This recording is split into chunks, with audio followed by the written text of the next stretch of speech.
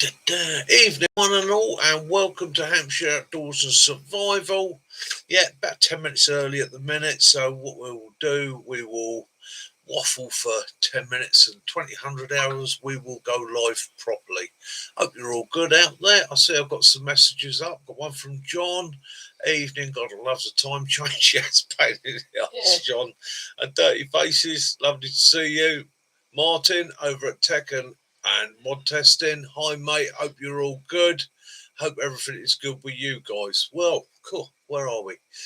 Yeah, it's that time. Well, Kaz is in the room, but I'm just out of the way in a minute. Hi, Dirty Faces. Yeah, Kaz is in the room. She's been feeling a bit off colour for a few days, so she'd rather stay off camera tonight. She's just sitting to one side, but she is here with us. Yep. So if anybody wants to pass any messages on to her, wants to chat my wife up, you're more than welcome to. You know, she's sounded a bit dodgy, didn't it? No, as in chat to the wife. Anybody wants to ask any questions and that, and by all means, you can ask her any questions about me that you want. You know, she'll always tell you the truth. She'll dish the dirt.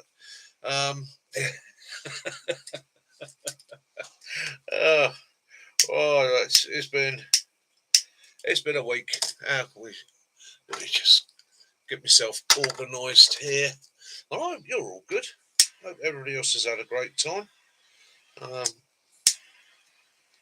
been made some notes. Got a tale of survival for you tonight. And I've had a bit of a think about what we're going to do tonight, and I've even acquired myself a crystal ball with which I'm going to tell the future of the channel. I see bubbles.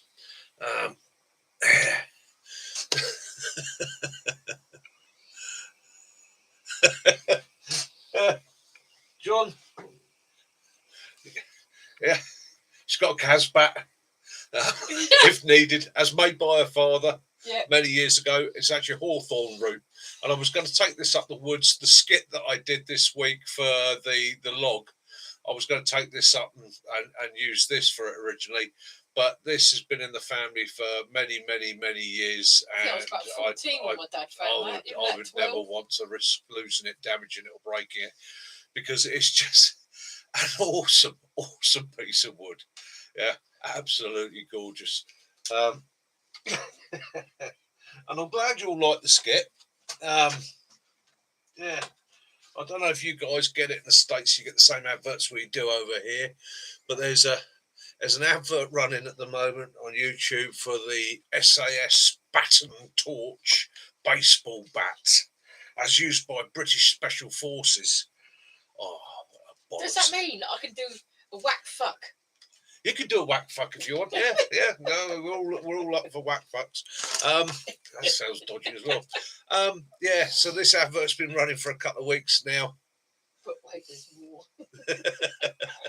There will be. This advert's been running for a while now. You know, this Special Forces torch that's been re-engineered by an ex-member of the Special Forces, and I said, well, it's all great. It's a great torch, and I can see what it's designed for, and for what it's designed for is great.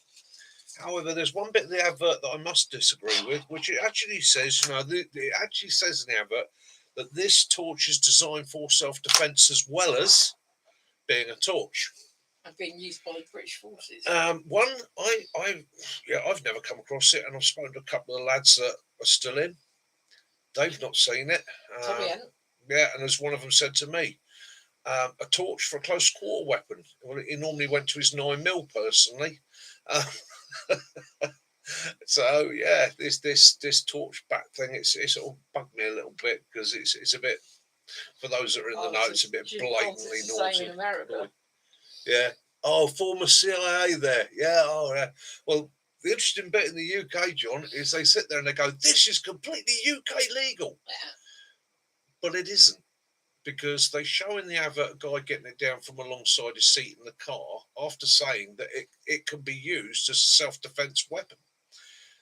Well, I know it sounds crazy, but under UK law, carrying any item for defence, all right, in other words, going equipped for combat any sort, baseball bat, cricket bat, tennis bat, axe right, handle, feather, if you got stopped by a copper and he said to you, "What's that feather doing on your dash?" and you went, "Self-defense." In theory, you could be done for it because you're going equipped. Okay, you're going equipped for a violent confrontation. Therefore, you are expected to get into a violent confrontation. Same issue we have with body armor in the UK. So unless you're in a trade or a profession where it is deemed you will put yourself into a position of violence, doormen, certain security staff, things like that, police officer, you're not allowed to have a bulletproof vest or a stab-proof vest in the UK, because why would you have a stab-proof vest unless you were expecting to put yourself into a violent confrontation? Therefore, you're arming yourself to give yourself unfair odds and going equipped for violence. That's how they look at it in the UK. That's how the courts over many years have come to see it. Stupid, I know, but that's just the way it is. Marital aid. Well, you're speaking to the man that once twatted somebody around the head with an 18-inch black mamba. Okay. It wasn't mine. No, it wasn't Caroline's. I used to carry it as a weapon teaching device, should we say, a persuader, something to make people realise the error of their ways. And there's very few people are going to turn around afterwards and say, yes, he hit me with an 18-inch black mamba. Our nightclub used to have a set suction one. Yeah. We'd put on people's car roof if they were being driving like we used to have basically a 6-inch big terms dildo with a suction cup. Sorry if there's any of these kids watching, you'll have to explain it to them. And it was known that if car drivers drove around us or misbehaved around the bike club, usually me as the enforcer would level them and it would be on their roof. So, and we used to have one that we used to present to various bike club members. The cock of shame. Yeah, the cock of shame that was given to them. They could be the knob of the month, and they would be required to wear that on their helmet. All in fun and jest. And again, if there's any young people watching this, I'm sorry. You'll have to speak to your parents and ask them what I'm on about. I'm not going to explain it.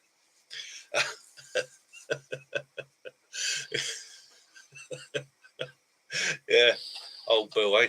What can you do? Well, where are we for time? 1958. Got a couple of minutes to go. Yeah, clock's going back. It's a pain in the arse, isn't it? I mean, I understand why it was originally done. It doesn't really equate. Yeah, Jason remembers that. Remember, it was the same bloke used to win the cock of shame. Yeah. And one of our lady members as well was riding abroad. Yeah. Yes. And he never used to hand it back, did he, Jace? No.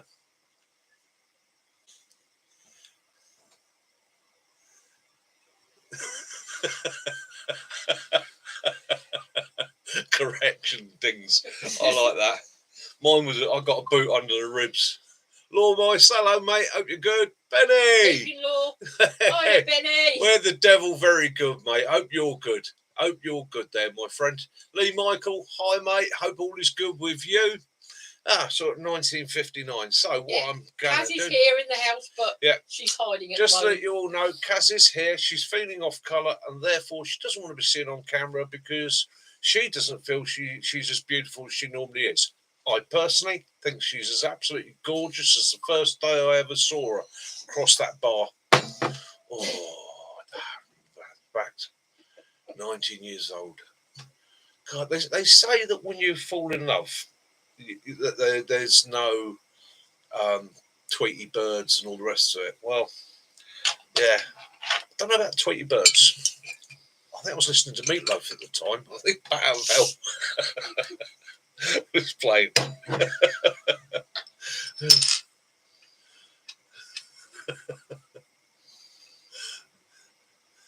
That's what an honest husband says, Lee. Just don't try to get me into trouble. Yeah, we'll be good, mate. We'll be good, Benny. Well, one thing I'd like to say right here and now, right, guys, here's to Benny, right? 100 subscribers this week, mate. Congrats. Awesome, mate. I remember when it happened to me, and that it was, I hope you're buzzing. Well deserved and well earned, my friend. And no, I'm not drinking cider tonight. Tonight, I'm on the Desperados lager. As I said last week, I like lager with a bit of lime in it. And about the only lager that I thoroughly enjoy that we can get in the UK is Desperados with a little bit tequila in it. Does go down well. Do enjoy that. Shall I have it from the glass? Shall I have it from the bottle? I'll have it from the bottle tonight, I think. Yeah, it's awesome news, Benny. Yeah, keep her coming, my friend. You'll soon be past me. Don't you worry. Yeah, it's and I met or came across a new guy this week. I'll put it up on a short guy for you guys to have a look at if you're interested. Sticks Outdoors, STICKS Outdoors. Yeah, brilliant videos. He's another guy. He's just starting out. Some beautiful videos. Great choice of music. Thoroughly enjoyed it. Well worth a look. Excellent, mate. Excellent. Yeah. I'll tell you what, Benny. It's and the other thing is, the YouTube world's a funny old thing. It goes in fits and starts. I got to my 100. Okay, I was amazed, blown away. Next thing I know, I'm at 500, and then from 500 to from 500 it really slowed down, didn't it? It slowed down after 500. It just seemed awkward. Yeah, Sticks is a good lad. And then we push through. Jim, good evening, my friend. Hope you're good. Evening, hope Jim. you're well. Thank you, Lee. I'm going to do my usual. Going to light my cigar. If there's anybody out there offended by smoking, I'll give my usual warning. If you're offended by smoking hard luck, this is my channel, my pub, my opening time, my closing time. Yes, we're not allowed to smoke in UK pubs. But this is my pub. I make the rules here. And Willow went to his second puppy class. He's got a now very long-legged whippet girlfriend, haven't you? Called Frazzle. Yeah, young Willow met a young whippet called Frazzle, fell in love. Yeah, we had romance and charging around and playing with one another. It was a wonderful time. So, did the video this week. Yes, they are available. These are the prototypes, as you saw. We have stick. And we have pointy stick. Okay. And obviously, bear in mind, you can point with this stick. These I'm going to pass off to Martin at Tech and Mod Testing for development, and we're going to Martin, and we're going to look at pushing these out in the future as an advanced survival tool and equipment. It also, bear in mind that we're very close to Halloween, so Halloween is is a butt upon us. Okay. Also, in the event of vampires, awesome, many uses, tools from our ancient times, eh? As well as tent pegging and so forth and so forth and so forth. Yeah, Willow is frazzled. He is absolutely pooped. The puppy has no energy. Yeah, I mean, his legs are only 2 inches long, bless him. So, yeah, for him to charge around takes a little bit of effort. Oh, I'm getting ready for your Halloween video, Benny. Yeah, Halloween. Cool. Yeah, Benny, Halloween's my birthday. Kaz's birthday, yeah. Yeah. I could, yeah, we were talking about doing the pointy stick in green. We were also thinking about doing it in, well, we were going to say olive drab and camo. And I thought tiger stripe, sort of Vietnam era tiger stripe camo looked pretty cool. We don't think Digicam will work. Yeah, Digicam we don't think is going to work, and MTP might just be a little bit too light for it. But we'll look into it. We will look at progressing with these things a bit further. Nearly party time. Yeah, certainly is. Certainly is. Well, yeah, Halloween. Wow, what can I say about Halloween?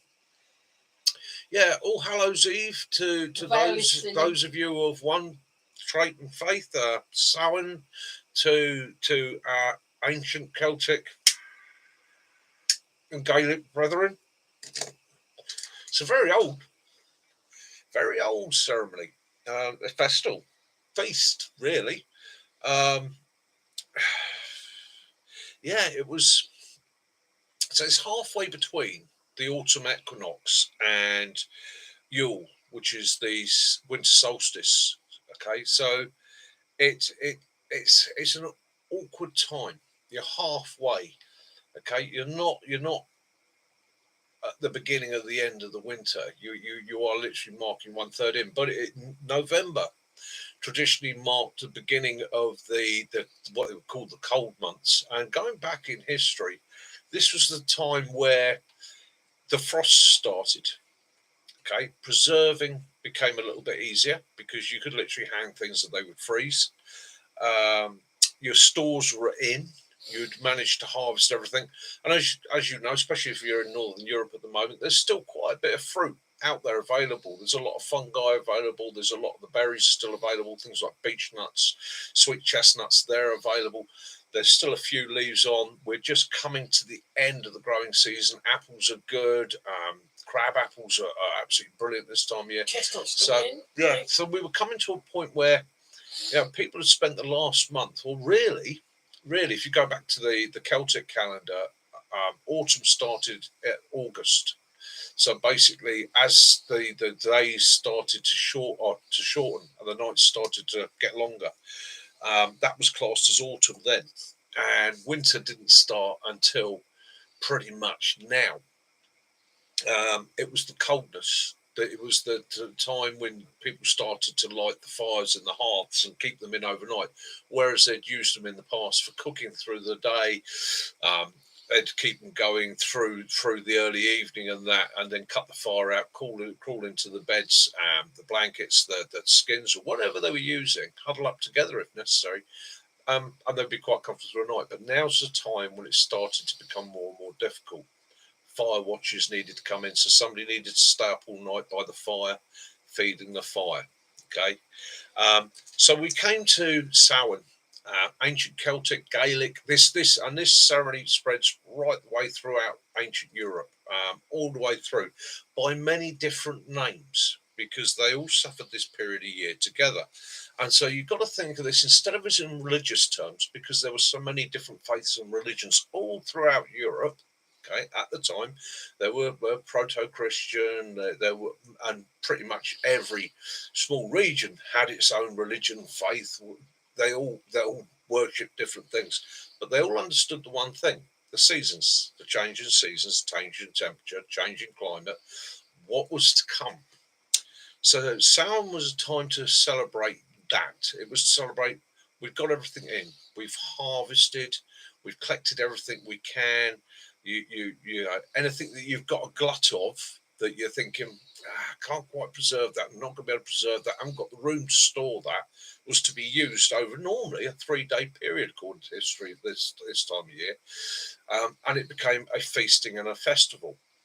Now, along with that feasting and festival, it became a time of thanks. It became a time, especially if you'd had a successful harvest, a time to sit, reminisce, look at all the work you've done. You know, the days are getting shorter, the nights are getting longer, less time to be outside, more time to be inside, be sociable, talking with one another. And you've got to remember, sometimes these communities were fairly large numbers in comparison in small spaces to be confined together. So you needed to start telling the tales.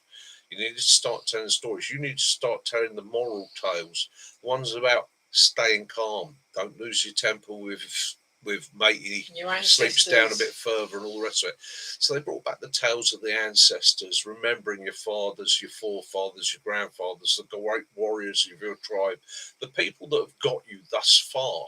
Okay, and you would tell their tales, and it became a belief that this night or that night or that 3 days originally, was a time when the veil between them and us was at its thinnest, and we were able to remind them how much we care and appreciate them, and to give them a chance to look through the veil and see that we respected them and still honoured them. Okay, now as time progressed, religions grow, they come, they go, tales change, and all the rest of it. Things become demonized. I'm not going to go into the whole politics of religion, but things change, and it became all Hallows Eve. People absorbed it. The Christian faith absorbed that worship.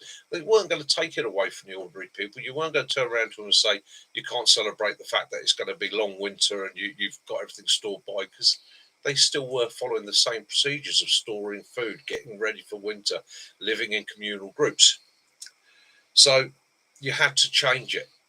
And the early Christians were clever at that. They absorbed the tradition, changed the wording slightly, made it all Hallows Eve. Okay, so that's more what it's about. If anything, Halloween's about a family time. But in modern days, we actually enjoy the ghostly side of it. We enjoy the storytelling. We enjoy the, shall we say, the spookiness. The nights are getting longer, getting darker. The mists are rising. Kids can't do it dressed up. The woods are just seem that little bit deeper. Sounds are a little bit louder. They follow a little bit longer. Fox is a bit noisier. The foxes are definitely a bit noisier, yeah. And so on. So that's where that tradition comes from, and it's one to carry on in your own way, whoever you are, whatever your faith, whatever your belief system. Okay, just remember where its origins came from. It was a time to give thanks to your parents, your grandparents, whoever came before you and helped you on your path in life. Okay. It was a time to give thanks of what you've got stored, the fact that you might have a roof over your head, that you've got food in the cupboard, you've got electricity. It's a time to be grateful for those things and think how lucky you are. It's also a time to also possibly look out for others. Look out for others who might not be doing quite as well as you are. Okay, so there we go. Samhain, ancient celebration. That was way back, and it was very, very important to our ancestors. The next celebration after that, next feast cycle, will be Yule, 21st of December. Okay, midwinter feast, and that falls on the winter solstice. Okay, longest night. Okay, that's a time to celebrate again.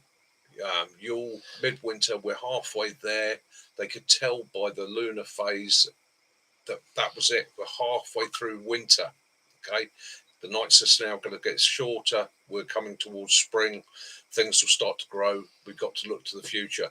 They'd look at what they had in stores, and by now a lot of stuff was starting to turn bad. That stuff that was turning bad, have a feast, celebrate. We're halfway there. Pick people up, get them encouraged. It's probably been a tough time, So that's what it was about. It was all about good management of your tribe and your people. Okay, trying to keep them enthused and moving forward. Yes, roasted chestnuts, stacked smoker. Yeah, exactly that. It's about having everything set up and ready to go. We get a lot of kids, because obviously they know, the local little kiddies know that I'm born on Halloween, so they know the witch has always got sweets. And it's nice, with little faces, with little witches and little vampires. Yeah. And the myth of the witch again, isn't it? Yeah. It's the demonisation of the clever old lady that everybody listened to in the village. The cunning one. The cunning person, the person that had the knowledge, often used as a midwife, often used for her remedial knowledge, who was then demonised by others, because we're naturally scared of things we don't understand, and it's easy to point a finger and blame somebody. Okay. So there's a lot of history was passed on verbally. When we talk about pre-Roman Britain, nothing was written.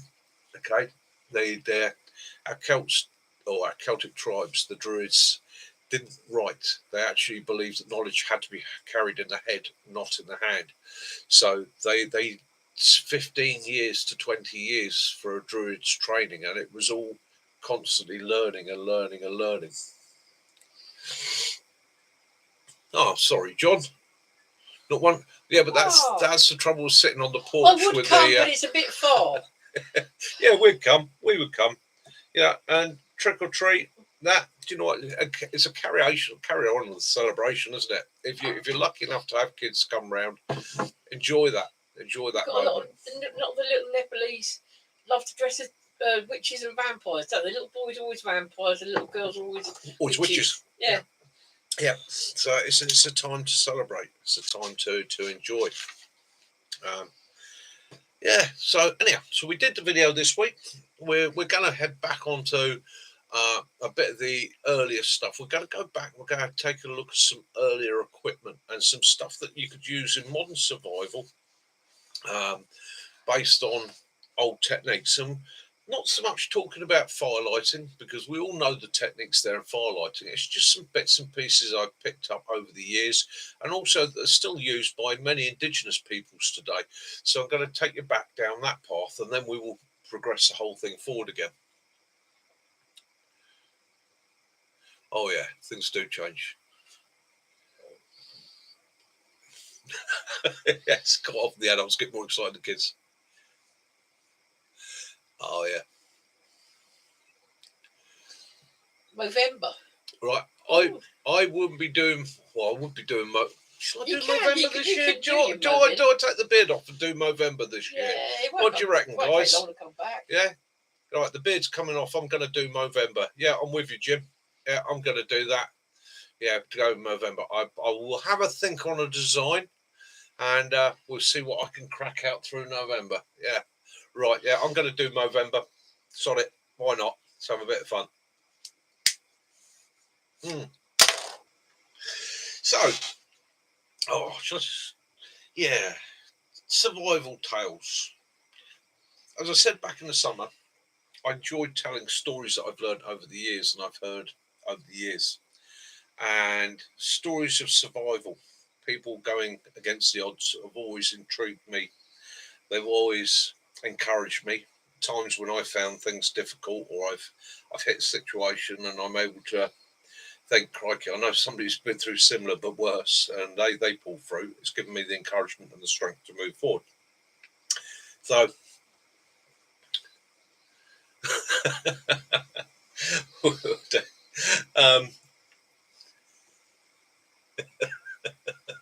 He's there. Yeah, it is there. There is a chin under there, and a very wonky underface as well. But hey, you get to see all that next week then. So, a tale of survival, one that's encouraged me through the years. Okay, so this story goes back a way. Okay, this story, shall I say, I gleaned it firsthand, almost firsthand. Okay, and I've got my notes in front of me, so you're gonna have to put up with me looking down, because the brain's not quite as clever as it used to be. I should just position that somewhere where I can see my notes. Oh damn! Hang on. It's got me in this. Mick has got his mystical balls out. All right. Oh damn! I'm no trouble here. Right, stay there. Oh, mystical ball. So it's hard to run with a pair of them in your trousers. Now, I digress. So, this story is set back many years ago. Let's say many years ago, probably 10, 15 years ago. And it concerns two young guys, two young soldiers. They were serving members of a unit, not going to divulge their unit, but they were both preparing for pre-selection. Okay. So the British Army, if you're going forward for selection for special forces and you've got a good unit, they will try and organise your rotas so that the weekends you are free to train, to build yourself up. It's a lot of endurance work needs to go into it.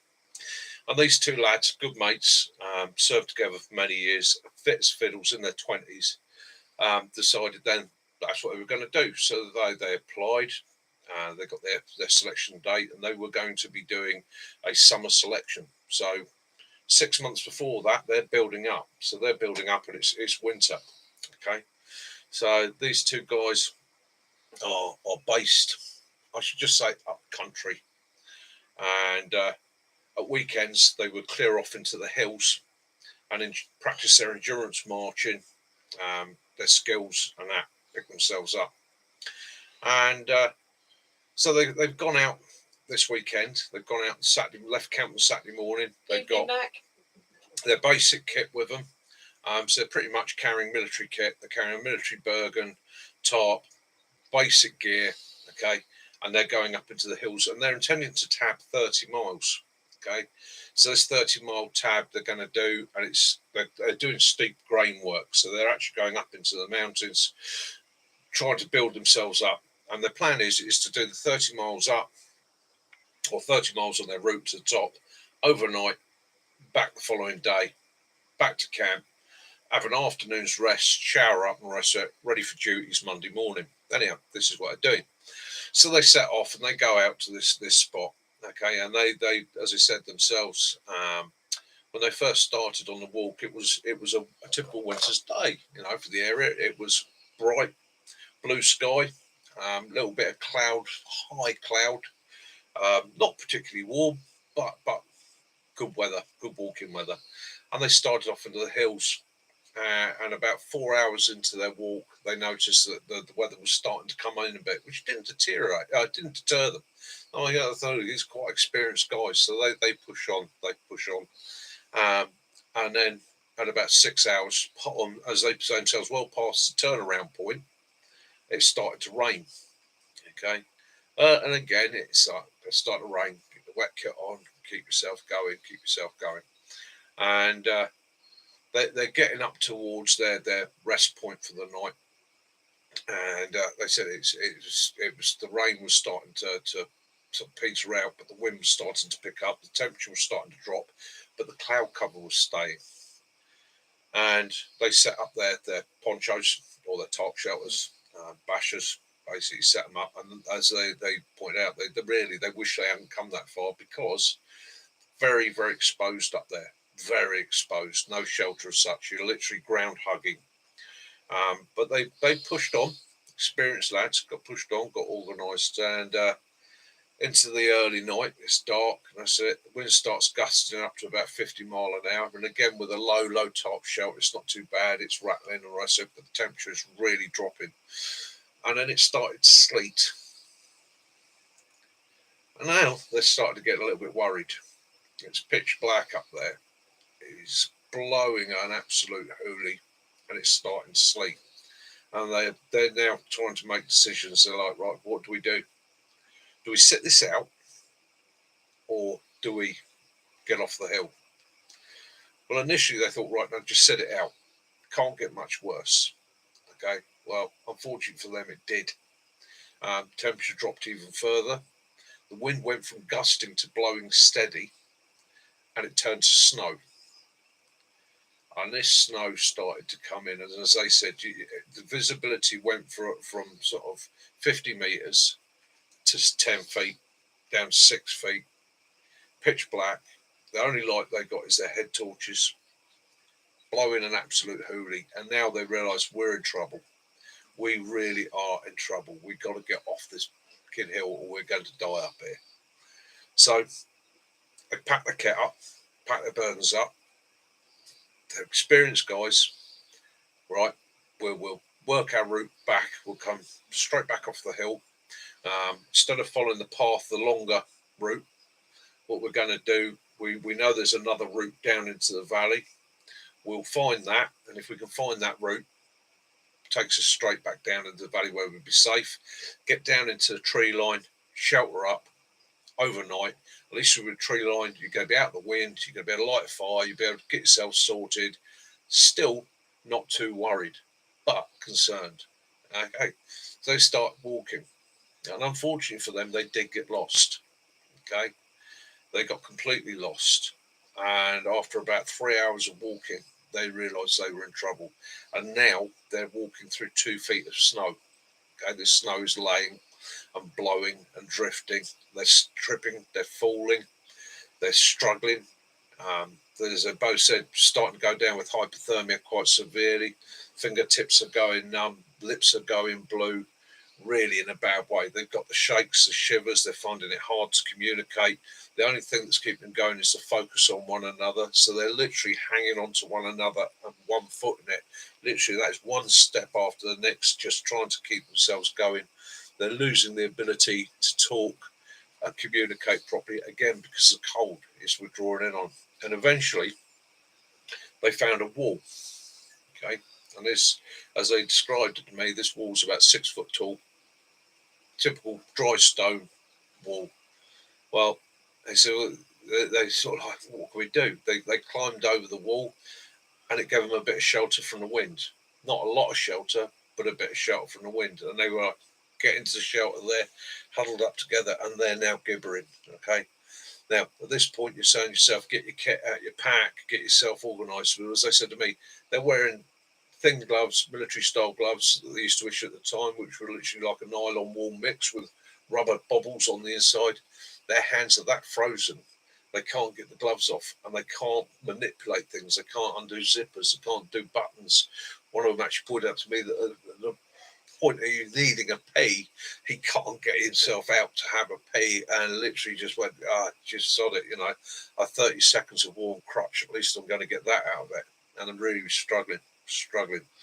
And these guys huddled there, losing all hope, okay? Pretty much realising now that they're going to die. And as to me, you're looking into your friend's eyes, and you know what the odds are, and you're like, that's us done. And they laid there, listening to the wind, wondering how it's going to go, how it's going to feel, which one of them's going to go first. And they heard a bark. Right? Not far away, they heard a dog bark. Okay, and they both picked up a bit, tried to call out, and the dog's barking got closer and closer and closer till eventually a collie. Okay, a collie appeared. It literally dropped down the snow. By now, they're almost in like a snow hollow on the other side of this wall. If you imagine the wall, and there's just a few feet gap, and then there's a wall of snow where it's blowing over the top. But this collie's dropped in with them. They said it was the most magnificent sight they'd ever seen. Okay? As this collie just dropped in with them, tail going like anything, started licking their faces and that. They were literally hugging this dog, just saving the little bit of warmth they're getting from the dog. God knows where it come from, but it's there with them, and it stayed there with them, barking. And eventually, an old boy turned up, right? A shepherd. He literally leaned over and went, "Oh, you're all right, boys?" And they were like, "No, we're in a bad way." And this old boy, he introduced himself and his dog to them and said, you're going to die here, boys. You're going to die. Right, come with me. You've got to come with me. I need to get you into shelter. I've got a bothy not far from here. Come with me. So they did. They managed to get up with help from him and a bit of encouragement from the dog by all accounts. And literally, he broke the snow, and they just huddled up and followed him through the snow. And it wasn't far at all, but they found this bothy. And the old boy led them into his bothy. And a bothy, for those who don't know, it's where the shepherds lived up on the mountains, and they would go up and spend a couple of weeks at a time living in these bothies up on the hills looking after their sheep. And they're very simple fare. They're normally built out of whatever was available around you. So if it was a stony hillside, mountainside, it would just be built out of stone with a very simple roof. And as they described the bothy, they said to me it was just literally a 10-foot square with a simple bed in the corner, an iron stove in the other corner, a small one, which was roaring away, and some real basic amenities. The guy literally does his cooking and making his hot drinks on the stove. His water is from rain collection, snow if it's snowing. Okay, he's got somewhere warm to shelter. He's sorted. They'll cut peat up on the hills and dry that as a fire source, or they'll take timber up with them and stock it up for the winter months. So anyhow, they're in this bothy with this chap who introduced himself as Bill. I don't remember the name of the dog, but they did tell me, and they were so grateful. They literally got themselves in there, started warming up, got themselves organised, started to freshen up. He got them some warm drinks. They started to feel better for it, and the old boy sort of got them sorted and said, "Right, all right, lads, you're welcome to stop the night. I'll show you the route back down in the morning and that. I'll make sure you're all right." And they did. They got their kit out. They managed to get organised as they got warmed up. They managed to get into their sleeping bags. They managed to get themselves through the night. But they said the interesting thing was that in the morning, this old boy that saved their lives, he literally turned to them and said, I'd love to offer you something to eat. I'd love to offer you a smoke, but unfortunately, I've only got enough smokes for me for while I'm up here, and I don't really have enough food to spare. And bear in mind, you guys are going to be off the hill in the morning or in a few hours. Can you manage? And they were like, no, thank you very much. They did notice that he had a bottle of beer up there, and so they on their walk back down in the morning, and bear in mind it was a beautiful morning. It's an absolutely stunning morning. Got up and said it was one of those. Just you look out, it's crisp, it's clear. There's not so much snow about because some of it's melted off, some of it's been drifted away. The old boy's literally gone. The path is there. Follow the path. You're sorted. Take care, boys. And they made their way off the mountain. Okay, and they were so grateful. Now this old shepherd up on there, I mean, that's a tough old boy. He saved their lives. Just him and his dogs. They came off the mountain and they were, got themselves back to camp and all the rest of it. Got themselves checked out. One of them had a bit of frostbite. They both had bad wind burn on their faces, tips of their noses and that, and it was a lesson learned. Anyhow, they decided after sort of chatting about it, having a good meal and that, and talking about it in the evening, they said, well, next week, let's go back up there. Yeah. Let's take the old boy up some beer and some fags, because he ain't got a lot. You could tell by his dress and that he wasn't particularly wealthy. He's a shepherd. And being good squaddies, they were like, right, old military rules, get him a slab. Right, a slab's 24 cans of beer. Okay, so as it comes packed, and we're getting 200 fags. That'll keep the poor old boy going for a while, which they did. Through the week, they went out, and they went to the local supermarket, got 24 cans of beer, got 200 fags for him, which, absolutely brilliant, And they went back, and they decided next Saturday what we'll do. We'll do the reverse of the route, but we're going to go up to the bothy first. We'll tab up. We'll drop in the beer off, drop in the fags off, thank him. They got some treats for the dog and that. And then what we'll do is reverse the route back off the mountain and that. And so they did. They went up, parked up, get on, up. And they started walking up the hill. And they said, it's quite easy at first. Yeah. There's the bridge we come across. So the track goes up to the right, and then the track goes up to the left, and then we through a gate, across the field, that. And I said, and then we realised we've got bloody lost again because it's different. The mountains are the same, but we must have strayed off the path that we were on because we could remember the exact path we came down, and the path that we were on going back up was a hard track. It was more developed. The one that come down was pretty much a rough track. So anyhow, I looked and looked and looked for about 4 hours. We're not going to find this today. What we'll do, we'll get that back down to the village. We'll ask around the village. We'll find out where Bill's bothy is. We'll get that sorted. We'll get up there tomorrow. Okay. So they did. They came back down. They drove back to camp. Index for today. Spent that evening on camp. Following morning, crack of dawn, straight back up to the village. Well, they get back up to the village and they start wandering around the village, asking various people, excuse me, Bill the shepherd lives up on the hills there. He's a local shepherd. Do you know of him? Do you know where his bothy is? We need to find him. He saved our lives. And a lot of people, sorry, I'm new to the village, or I don't know any of the shepherds here and all the rest of it. But a couple of them said, do you want to go and ask the postmistress? She's been here all her life. She knows pretty much everybody. So being the postmistress, she'll know Bill. So he did. Or they did. They went up to the post office, knocked on the door because it's Sunday, post office is shut, and eventually lady come down, opened the door, and initially she was a little bit short with them, like, excuse me, it's Sunday, we're shut. And they went, no, really need some help. We're trying to find a shepherd who last week saved our lives up on the hills in that snowstorm. He found us and guided us off the hills. And she turned around and said, well, what's his name? I said, Bill. Got a dog. He's got a bothy up at so-and-so. And she looked at him, a bit surprised. And she said, better come in and sit down. So she invited him in. She made him a cup of tea. and sat them down.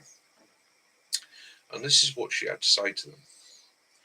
In the 1950s, a lot of training was done by the British Army for the National Guardsmen up on the hills there. And one winter, during an exercise, a storm came in and trapped a whole group of recruits on the hillside doing a navigation exercise. And the army, in desperation, asked the villagers for help. Okay, people that knew the land, could you try and help us find these recruits? These are young men trapped on the hills. And not all the villagers were prepared to go up there in that storm, because by all accounts it was one hell of a storm. But a couple of the shepherds, these are men that knew the hills damn well, they went up and they started pulling these guys off. And eventually it got to the point that these shepherds have been pulling these guys off in small groups where they've been finding them on the navigation exercise and getting them down. There's two guys unaccounted for. And a shepherd called Bill and his dog, who, against everybody's instruction because of how bad it had got, refused to leave these two guys on the hill and went up after them. Bill lost his life that night. So did his dog. They were found with the two bodies of two recruits huddled under a wall several days later. Nobody has lived in these bothies and those hills for many, many years. And in actual fact, some of the bothies have been pulled down and disposed of. But she could tell them where Bill's bothy was, or where it used to be.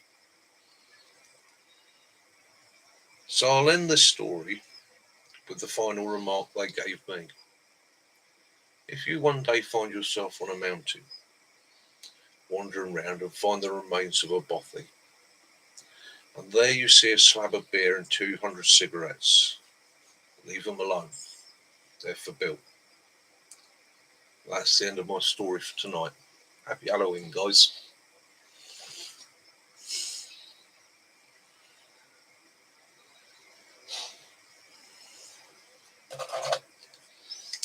Quite a few have come on since you took your story. That's on Jason from Wiltshire. Right, so there, that's my Halloween tale. Hope you enjoyed that. That I wrote this afternoon myself. I decided I wanted to tell a Halloween story. So I sat and wrote that myself. Yeah, hope you enjoyed it.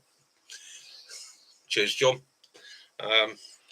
We will get back to telling some genuine stories of survival. But yeah. Hi, Jason. How you doing?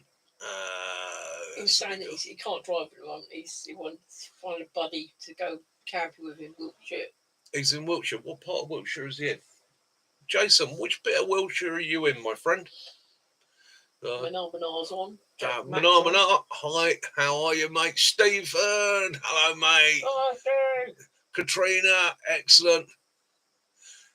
Right, yeah. So there's if you want to watch it on catch up, that's my tale. Yeah. Jackanory time with Mick. Yeah. Hey, not wrong with a bit of Jackanory. I remember that as a kid. Used to love that. Yeah, so stories, tales, and exactly that. So that's what our ancestors did. They sat and told stories with morals, myths, and the rest of it. Here's the start again. You missed it. I'm sorry, Ian. You're gonna have to. You have to get. I'll email it to you. I'll email it to you, or you can watch it on the catch up. I'm afraid it's Yeah, I think what I'll do if I do another story like that another day, I'll probably start that the 1 hour period rather than a bit earlier. But yeah, simple tales and stories, and we've all got them. You've all heard them.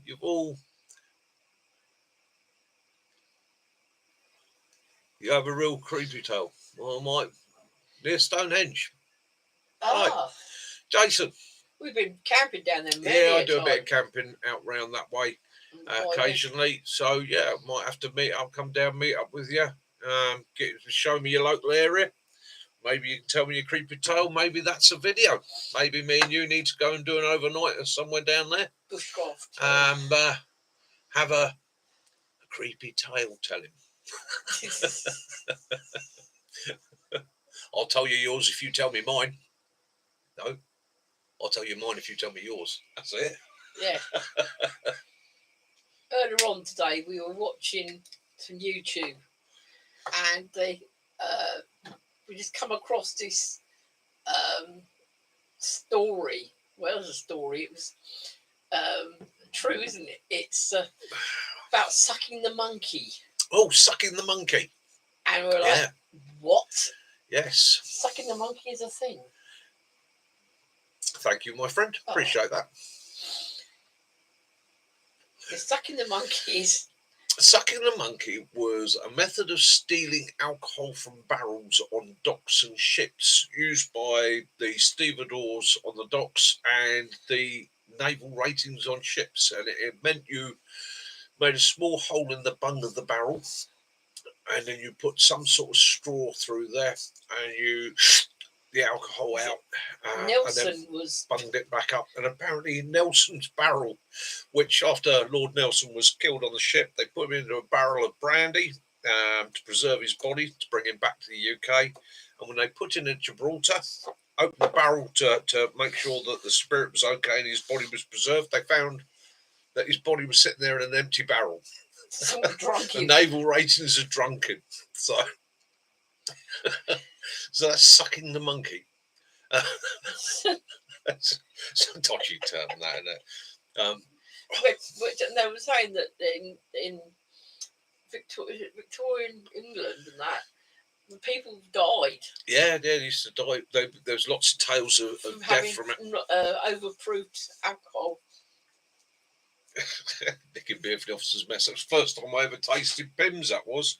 Gone up to tidy up after a party at the officers' mess, and there was a bottle of Pimm's. I looked at my mate, went, God, never do that again. That was horrible. Point to Nelson, please, yeah. Regarding the burial site, camp near it, stopped me camping for many years. Jace, some places have a bit of an air about them. Pint of Nelson, please.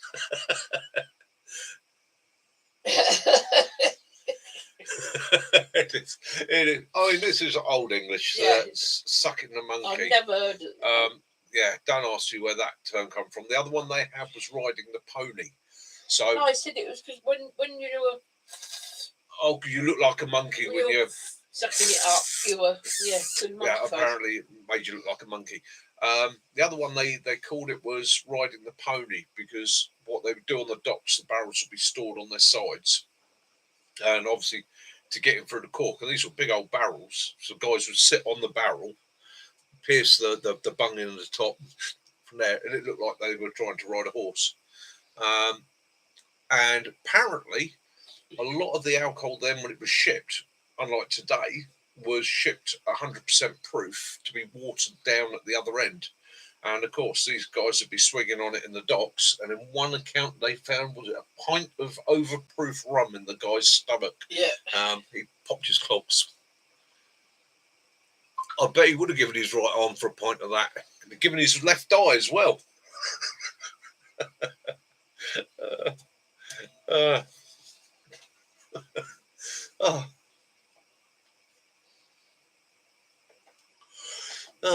Yeah. So English language, yeah. He's going to get blind in one eye.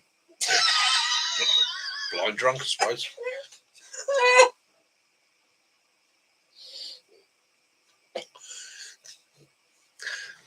Dark humour, isn't it? We're getting back to the dark humour again. Squaddy humour.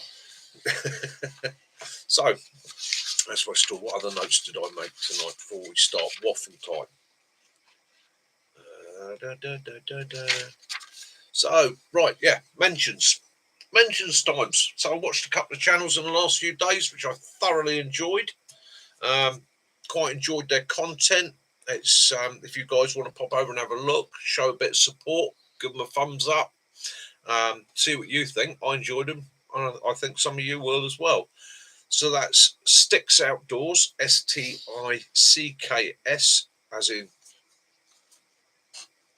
Sticks Outdoors. Brilliant guy. Thoroughly loved his videos. The music as well. Yeah, guy's got it sorted. And blimey, his dog. It's a big dog. Then there's Sussex Outdoors. Yeah, he's another guy who's got. Sorry, I'm getting that wrong. Wide. Sticks Outdoors. Yeah, love your dogs, mate. Sussex Outdoors. Yeah, that's another guy. Thoroughly enjoyed him. Sussex, as in the county, which is SUSSEX Outdoors. Love it, love it. There's a couple of bits of music on there, absolutely stunning, and put to the scenes and the views and the shots. Yeah, one day I hope to be that good at filming. And Tweedy Outdoors, another guy I thoroughly enjoy. Yeah, all right. Tweedy as in tweed jacket, Tweedy, put a Y on the end of it.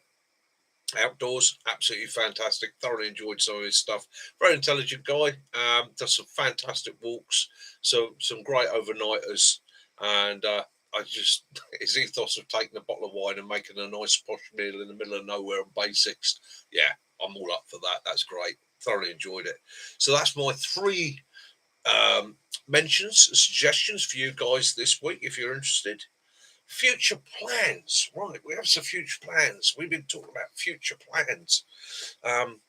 Some are dreams, some are ambitions, some are goals. We all do it. We all do it. Yeah. We will do it. We will do it. So one of my plans is in the spring or before the winter's finished is to get down into that bottom bits of the woods that you saw and actually build a bush camp down there.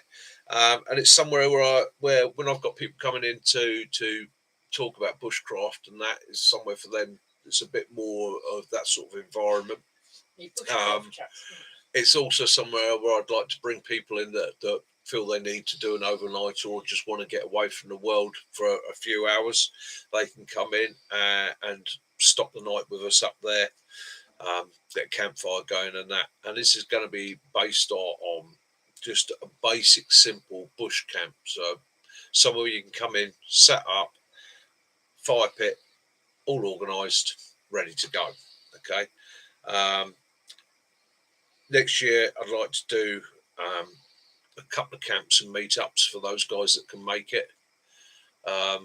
That's world's smallest Ewok or world's smallest Chewbacca. Evening, Derek.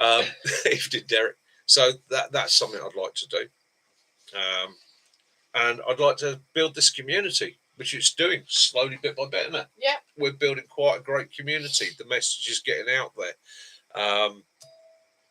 We all enjoy these things. And now, aren't we? Yeah, the Sunday nights are open space to anybody. You don't have to be into the same sort of thing as us. This is just somewhere we come. As Mac laughed and I said it, we let our hair down. What hair we got? Well, you go, you haven't seen my armpits. Yeah, Johnny, it's the way you did the stick video.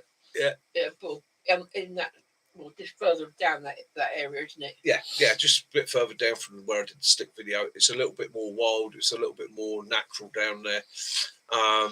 And it's just, a little safe and quiet space.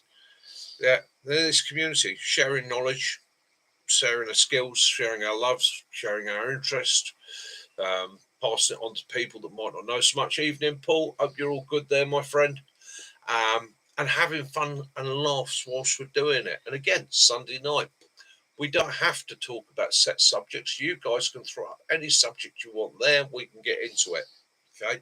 And quite often on a Sunday night, we end up going off on some pretty wild tangents, having adventures, giggles. Last week, I think we covered alcohol. And info. And that's what it's there for. Sunday nights isn't primarily me sitting here. I watched somebody's live stream the other day, and it was a guy sitting there spouting on about conspiracy theories and this, that, and the other. And I just want to. Do you know what? Sunday night, I let my hair down and have a giggle and a laugh. Yeah, it was a good last week. It was a good one. Tangents, us never. Yeah, you've got to have a good tangent. Yes. Harry Simpson, just found your stuff listening to one of your talks about survival at the driving course and Explorer Group. Love all your stuff. Thank you, Harriet. That's Really nice. Harry, thank you very much, my friend. I'm glad you enjoyed it. I'm glad you enjoyed the talk. Yeah, you were there with the Explorer group. Yeah, brilliant bunch of guys. Absolutely fantastic. They're a credit to you. They really are. Thoroughly enjoyed being there with them as well. Look forward to doing another one soon. Refine how to pickle. Refine how to pickle. Right, pickling. God, blimey. Oh, that might be a video to do, isn't it? Yeah. I do like pickling. You pickle your chestnuts. Yeah. And again, I'll ask all you guys there, do us a favour, have a look through the vids, throw a few likes on. It all helps. Alcohol, yeah. So alcohol. One of the oldest. He's on the Desperado tonight. Yeah, I'm on Desperados tonight.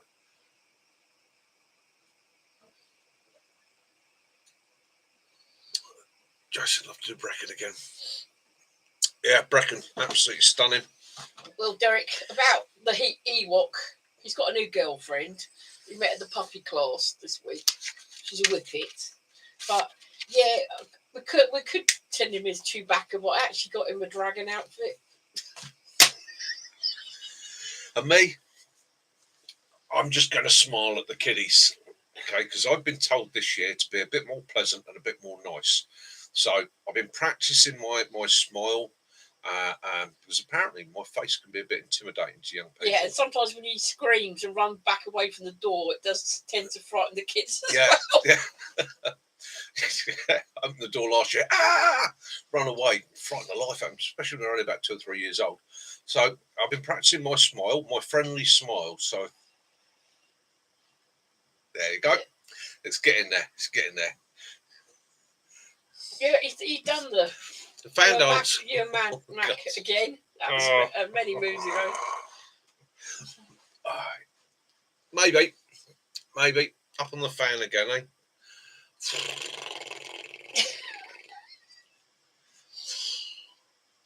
Up off the fan. That and fan 4. Halloween goes back to Victorian time? No. Oh, well, Halloween goes back, yeah. Halloween goes back sort of late medieval, early, really sort of come to its highlight in Victorian Britain. But the actual Samhain ceremony, or the practice of Samhain, which is, it throws a lot of people because it's actually spelt Samhain. It's pronounced Samhain. It's Celtic, and that goes way back way back before Ireland. I'm afraid there, Katrina. It goes way back into pre-Romantic Britain, and it's the celebration of winter, basically, or the beginning of winter. So autumn in Celtic times, and for the Gaels and the Celts and a lot of the Northern Europeans started in autumn. Started in August as the lights started to draw in, because these people didn't have clocks, so that you worked on how much light you had through the day, how long the day was, and once they noticed the evening started drawing in, which is about August, that was autumn. Well, if you think about seasonal growing and that, you are pretty much coming to the end of the seasonal growing season. So you went through August, you went through September being a harvest time. You come into October, the final harvests, and the final harvests are things like mushrooms. They are things like some of the last of the nuts and the berries off the trees. Okay, you're literally racing the birds from things like beech nut, chestnut, hazelnut, haws. You're starting to get the sloes as the first frosts come in. They start to ripen, and a lot of the small berries and that need the frost to sweeten up. So they will be harvesting them, and by the time you got to the end of October, you were at the end of harvest. Now it was time to buckle the belts. It was time to draw it in. It was time to start lighting those late night fires to keep yourselves warm through the night. It was time to start telling the tales, the stories. The days are so short that your work effort through the day is pretty much going to do the essentials, and then it's going to be shelter. It is going to be keep warm, keep yourselves dry, keep yourselves as comfortable as you can, get through those long nights. So the art of storytelling, the bardic arts and storytelling became so important. It is Samhain is the Gaelic for November. Okay, so it became important, and this is why throughout Northern Europe, Ireland included, Wales, Scotland, the bardic people, the storyteller, the druid, the travelling man, okay, the hooded man in some nations, and in every society these people exist, and they would quite often travel from village to village to village, telling tales, passing news, carrying news. But the stories become essential, and these stories were essential for simple reasons. They were ways of passing on teaching. They were also ways of keeping the peace. If you're living in very tight confines for the sake of safety, warmth, and so on, with your community, it is very easy to fall out. You're going to go put 10 people in a small room for 24 hours and there'll be a dust up somewhere. So these stories will quite often have morals, tales to keep the peace. They just make people realise, stay calm, don't fall out, and such and forth. It was also a way of passing on moral stories to the young and educational stories and tales. And literally every fairy tale and tale has a moral, has a reason for existing. Okay, and they would spend their dark time, their winter nights, using these tales to keep themselves going. Okay, to keep themselves moving forward. Now, Samhain um, was a time of feasting. It was a time of celebrating because it was the end of all the great harvests. We literally got in everything we could. We'd smoked our hams, we'd preserved our meat, we'd buried the fish, we had the grain in store, we had the fruits, the berries, everything was prepared for winter. Okay, from now until the spring. This has got to keep us going. Your wood store was collected, your building, your roof was repaired, whatever you needed to do, it was done. Now it's time to hunker down. Okay, so to have a feast, anything that was surplus, anything that couldn't be stored, okay, anything that may be stores from earlier in the year that wasn't going to make it through winter and was surplus would be used tonight. Okay, and in preparation for this, as time went on, people would start to put things by. They would start to produce simple beers, simple ciders, simple alcohols, right, to help them celebrate. And when we look back at some of the old ancient beer recipes and cider recipes and that, those alcohols, by today's standard, you would hardly notice it. We're only talking 1 or 2% alcohol. Okay, they were natural. They were brewed from the natural yeast and natural bacteria occurring in the air. Okay, so they were very, very simple. But it would have been enough to make people relax, make them smile, make them happy. Okay, and having that feast tonight, they would have thought about their ancestors, their mums, their fathers, their grandfathers, their great grandfathers. They would told the stories of the heroes, of the leaders, the tales that have gone before. Okay, and that developed into a way of not worshipping your ancestors. It was thanking your ancestors. It was appreciating your ancestors. It was sharing knowledge of the past to look to the future. And that's pretty much where Samhain and All Hallows Eve and everything has evolved out of that. And as we came into the Christian period, it was absorbed and turned into All Hallows Eve. Okay, this whole thing with witches, goblins, and that's a more of a modern thing. Okay. Good evening, Sticks. Evening, Sticks. How you doing, mate? All right. So everybody, as I was saying to you earlier on, Sticks is here. He's the guy I was telling you about. Some great videos. Sticks, you are welcome, my friend. Thoroughly enjoying your work. We're just discussing Samhain or All Hallows Eve. Anyhow, so as Christianity came in, it absorbed it. Okay. And the modern take on it is very, very far removed from the old take. Me, following the path I practice and practicing as a druid, it's an important time of the year for me. This is a time when I think back on my ancestors, and I think back on not just my ancestors, but the ancestors of the nation, right? The people that have gone back for thousands of years that have brought us forward to where we are now. Okay, that's what I look back to. That's what I give thanks to. Okay, I don't. And again, it's not worship. I'm not bowing down. I'm not worshipping Satan or any devil gods out there. No, I'm just thanking my ancestors for all the hard work, for the common sense, that brought me this far in life, or brought my gene pool to this point. Okay, show gratitude for it. Anyhow, and also, it's a time to thank nature. It's a time to be grateful for the colours, the beauty in the woods. Pumpkin pie. Pumpkin pie. For the surplus that nature gives us, that we, as bushcrafters, as wild campers and that we do get to use, and we do get to take on our path. Okay, and something I'm very, very keen to do myself, and not everybody has to do it, but I like to, if I take something from nature, I like to try and give something back, or at least be appreciative. I know some people might think it's daft to take an apple from a tree and to thank the tree for the apple. Okay, it just makes me feel better about it.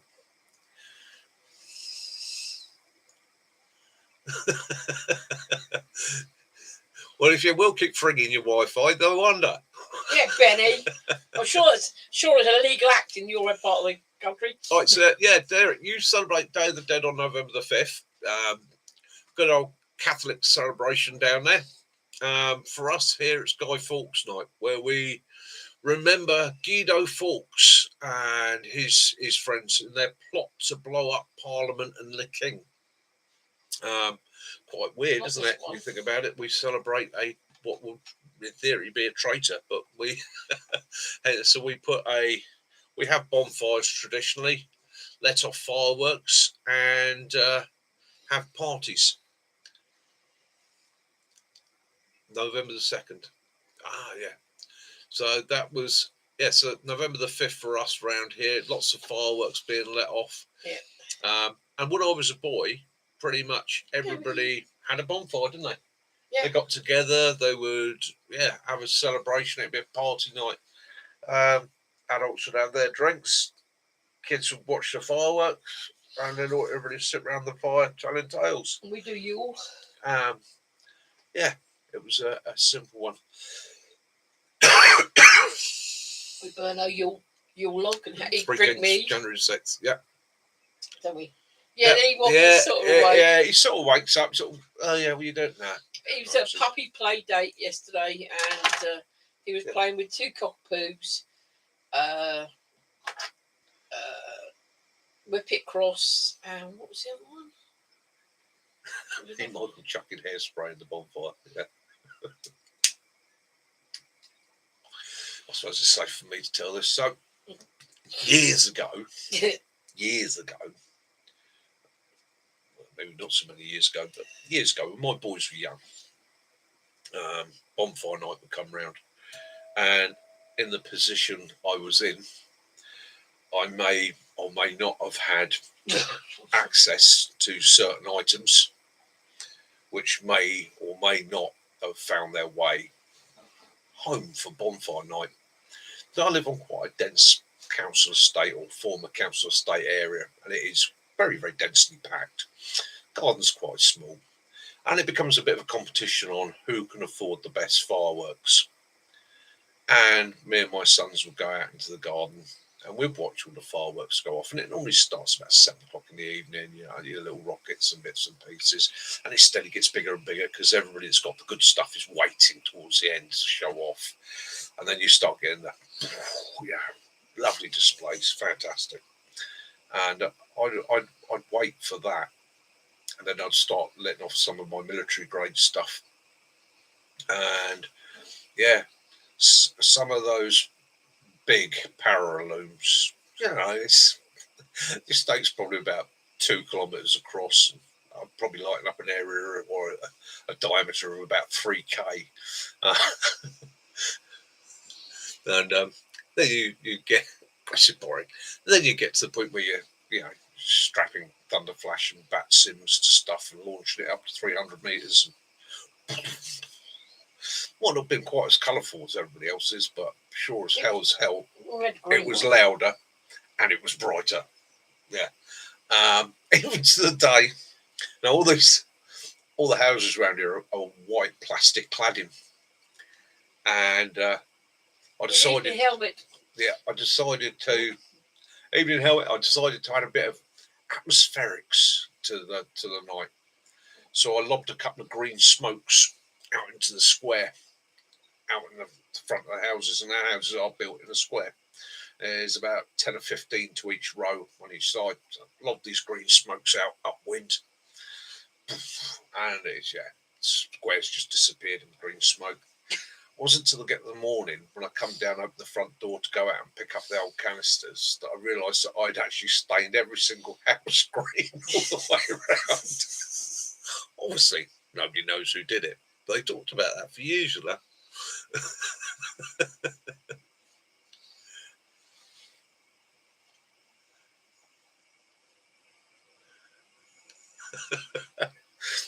That's piss your neighbours off.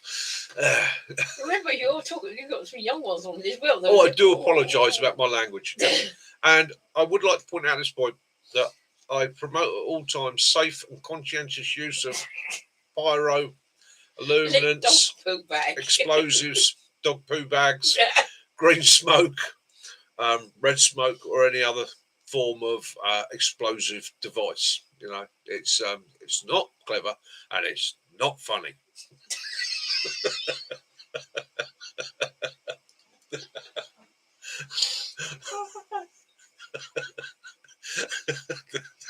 You always putting a crow scarer underneath your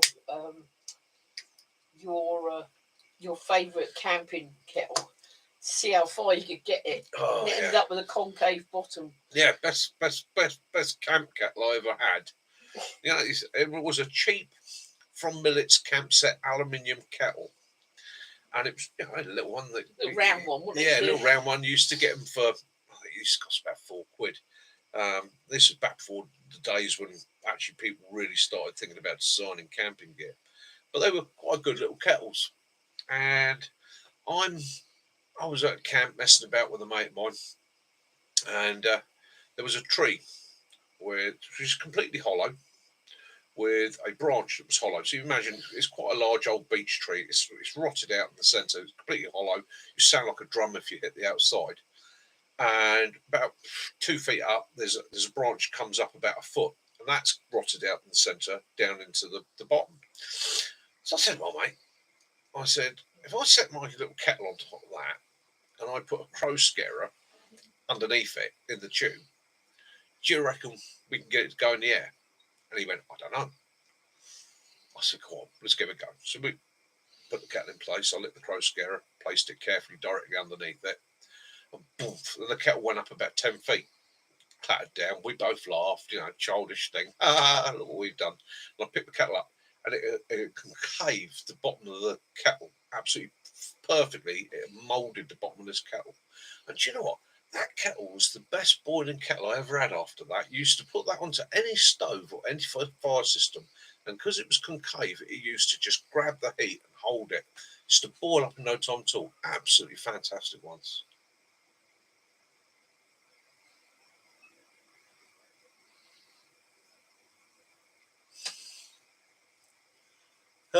Weather here, it's wet. Wet and miserable, mate. Absolutely wet and miserable. Interspaced with slightly less miserable, but still miserable. Detonators out of the old caps. Yeah, detonators. Paper crow scarers. Yes, I remember those. I just love the smell. These kids. My brother used to have the old cap guns. Little wild west silver. I used to love the smell of the cap gun going off. Yeah. And the little little bomb with a little metal cap on it. Used to throw at the ground and go bang.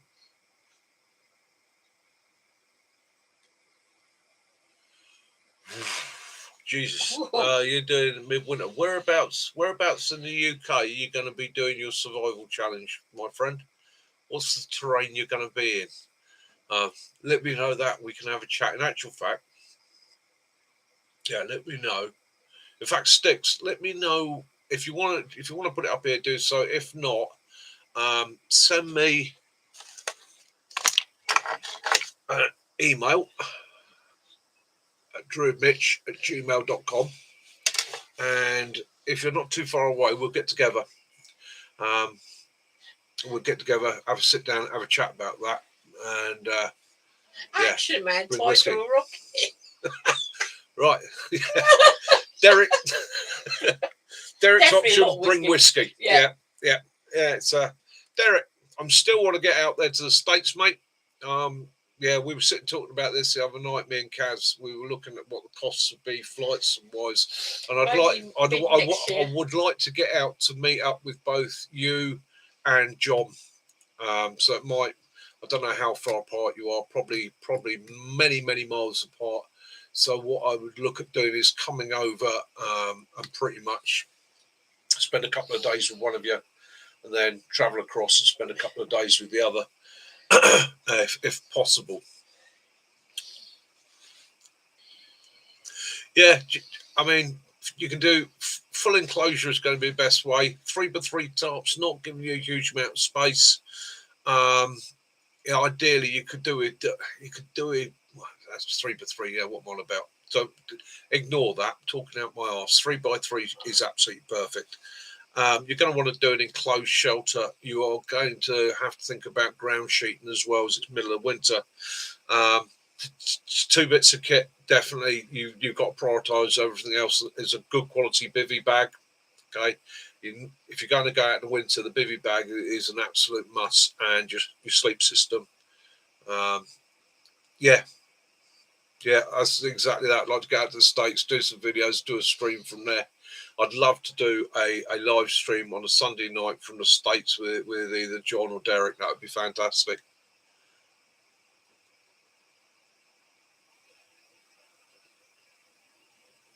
Yorkshire area, blimey, mate. You're picking an area there. Yorkshire in the middle of winter. Yeah, we'd have to think about that. And also, it's going to depend on your weather, but definitely. Right, so if we're going up into Yorkshire moors, middle of winter, and I'm going to be in a tarp system, I am definitely prioritising my sleep system. I'm prioritising bivvy bag. Right, those are essential. You can't afford to be without good quality kit for that. On top of that, you're going to need a dry kit with you. You're definitely going to need something dry to get into. You're going to need wet kit. Okay, you are going to be wet through the day. You're going to need something to get out of. On top of that, your cook system is going to have to be simple, light, and reliable for what you're doing. If you're doing a challenge, it's going to be something that you know and practice with, so you know you can get it lit. You want something fast and efficient. If you've got the ability to carry it, I would go with gas. Even though it's going to be cold, and people will say, "Oh, yeah, but gas doesn't work as well in cold." It lights quickly, it goes. Right. At the end of the day, you can always warm a bottle, and I've plenty of times I've stuck a gas bottle inside my clothing and carried that for half an hour or so before I'm making a brew. Keep it sheltered from the wind. It's fast and it's efficient. Yeah, Bivvy and Basher. Yeah, you're going to have to go fully enclosed. Yeah. You can only cook on a campfire. Okie doke.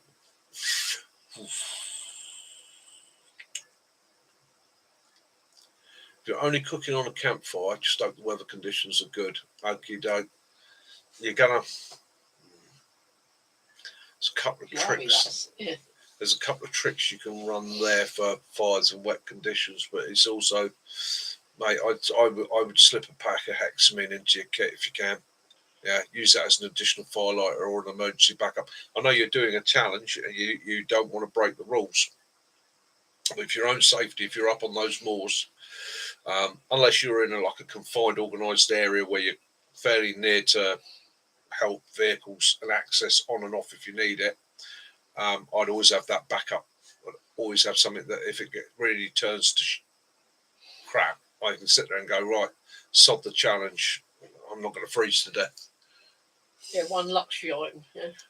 One luxury item. Yeah. So if you're allowed a luxury item, big jet ball, definitely. Yeah, wee bottle as a hot water bottle, always. Yeah. Maybe a gel stove. Yeah. Right, so the one knife, one salt, and 3x3 tops. That's it. Ooh, Jesus. 10 contestants. Mate. Well, first of all, okay, so it's a challenge. base your camps on that equipment now. Perfect your skills with all that gear. Okay, start building up your knowledge, your ability, your confidence, and your happiness using that limited kit. Okay, start. What do you call it? Acclimatizing yourself. Right, it's Yorkshire, midwinter. It's cold. It's wet. Start acclimatizing your body now. Start teaching your body to accept the cold and deal with the wet. Don't mean by freezing your arse off, but allow yourself to be that bit cooler. One of the problems we get as human beings in the winter is we dress up, we layer up, we get into warm houses, people put the heating on. Our comfort level starts to expect higher temperatures to be comfortable. Okay, if you dress down, keep yourself down to a t-shirt indoors, knock that heating back a little bit, you very, very quickly get used to it, you acclimatise to it, and you can actually build your body's ability to deal with the cold a lot better that way. Yeah, 3 items that's really, really difficult. Yeah, stop reading up your SAS survival guide. If you can have a knife, then surely if you could have a knife with the ferret wadders on the knife, yeah. Because it is a knife, but it just happens to have a ferret rod on the... Yeah, that's the other thing. It's how they're going to expect you, or how they're going to allow you to make a fire.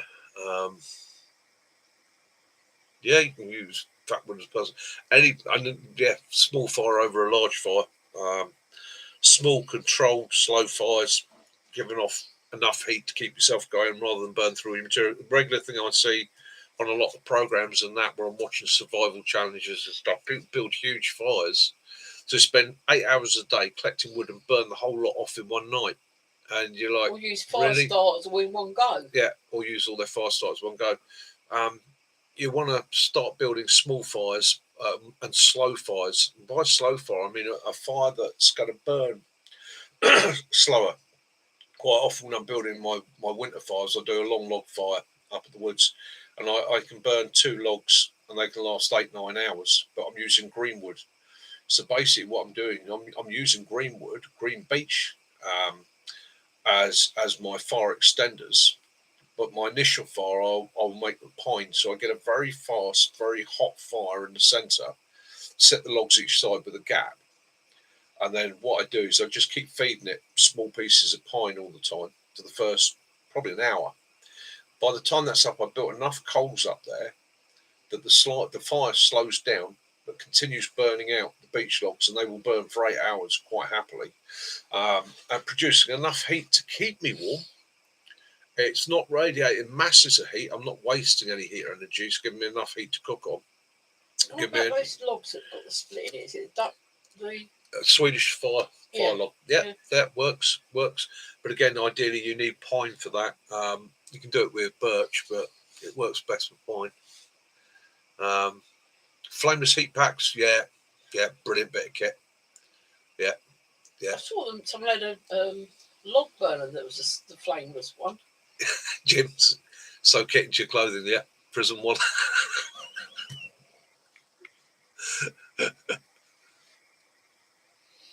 Yeah, pretty much smouldering fire. Yeah, it's a bit more than a smouldering fire, but you basically what you do is you make it a slow fire. The idea is that that's going to contain heat. You want coals more than you want flames, and you want the coals protected. And what happens is the greenwood protects it from the weather, and it just encourages it to be a long fire. Basically, it's a Siberian long log fire, which I've seen made so many times in the UK, but just copying one technique that really is probably the most difficult technique to master, and that's stacking the logs on top of one another and getting one to burn down on the other. That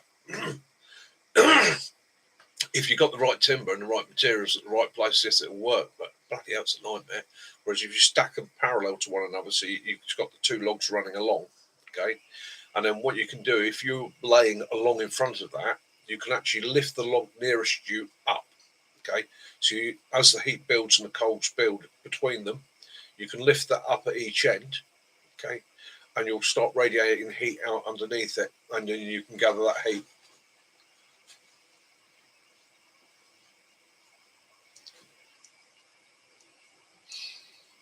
Yeah.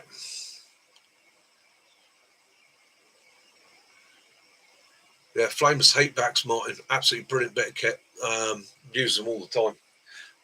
Quite often tacked away in my emergency gear, so if I haven't got water or something like that, I can heat a meal.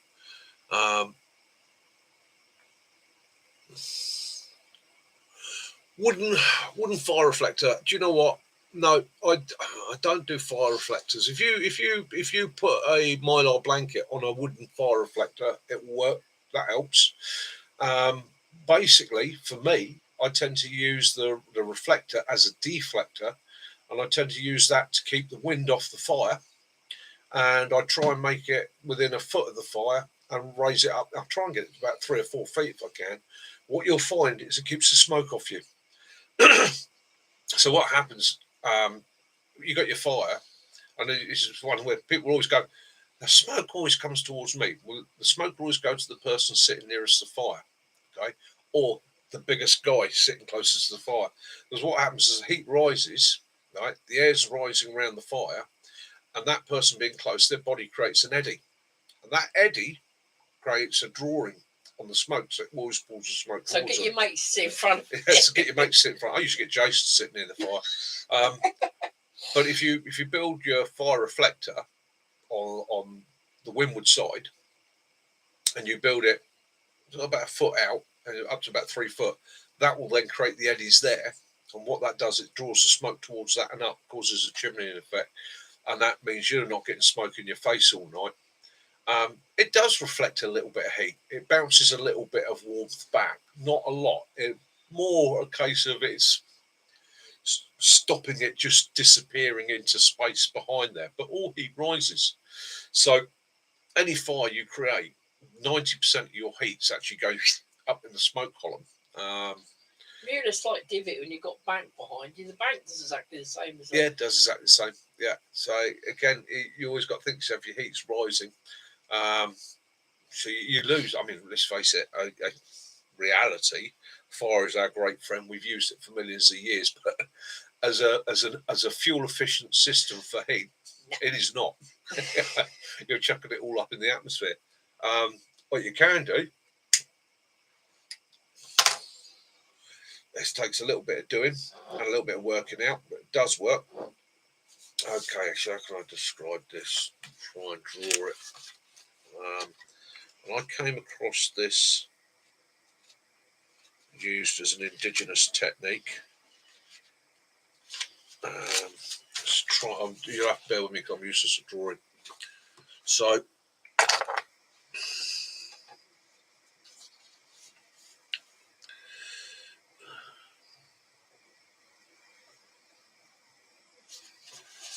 okay, so there's your fire. Okay. Can't see it now. I'll draw it first and then I'll explain it.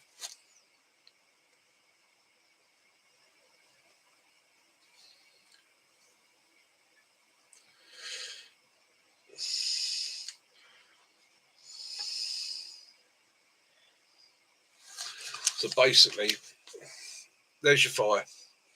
Okay, that would be your reflector, and that there would be a roof over the fire. It's made out of green wood, normally 2, 3, maybe 4 inches thick, and it is sitting about 4 feet above the fire.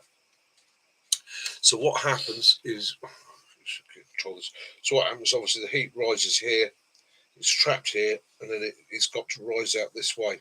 Okay, and then obviously you're sitting yourself here, so the heat column is being pushed more towards you. It's got no way for all the heat to escape straight out above it.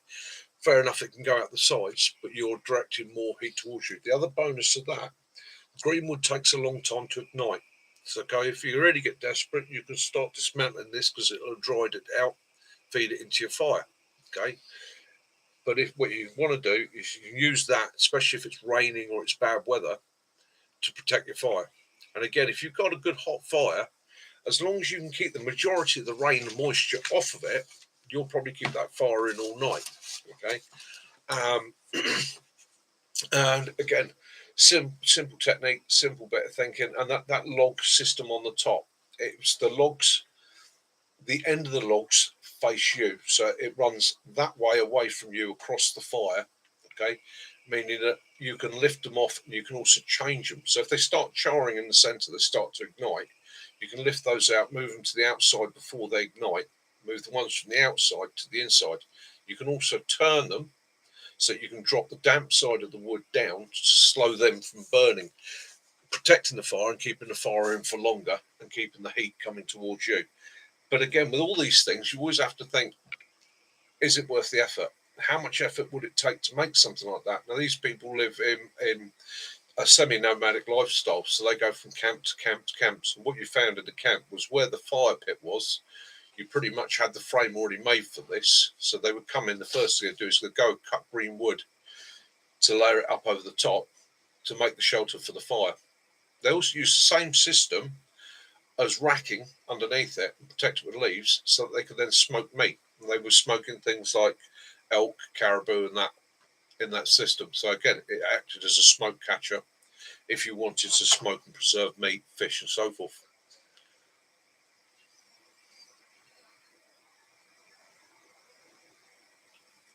Yeah. Yeah, exactly. Rolls the heat towards you. And again, remember this: don't if you're doing emergency shelters. As I said on the video the other day, I've seen a lot of videos of people using emergency shelters, and they're using their back to support the back of the emergency shelter, sitting as a group within it with their backs to the shelter. Don't do that. Don't do that. The wind and the cold is hitting the side of that shelter. It's hitting your back, which is a large area which you're using to push that emergency shelter out. Now, turn around, put your backs together so everybody in the shelter has their backs together. You're sharing body heat that way. Put your feet on the bottom of the shelter and use your pack, and if need be, in desperation, your hands to push the shelter away from you. You create a dead air space in front of you. You're giving yourself that bit more insulation. Ray's got to go. He's got to Ray, night, mate. Have a good day tomorrow. Have a good night's kit. Take it easy, my friend, and thank you for joining us as always, Ray. Lovely to see you. Hope you're all good. Yeah, John, the Siberian long log fire. Okay, and again, there's two takes on it. There's the stacking logs, stacking two logs, and then trying to get them to ignite. Well, hi Rachel. Takes a lot of effort. It does work. Takes a lot of doing, but try. Hi, Rachel. But try doing it the other way. Set the two logs. If you've got standard Siberian fire, which is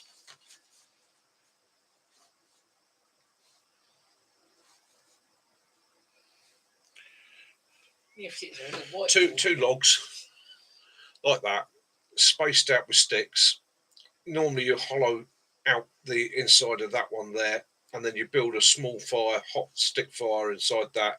That ignites two sticks and they burn that way. Okay.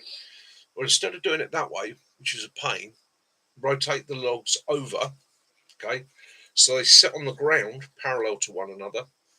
Build your fire in here to start it off with. Okay.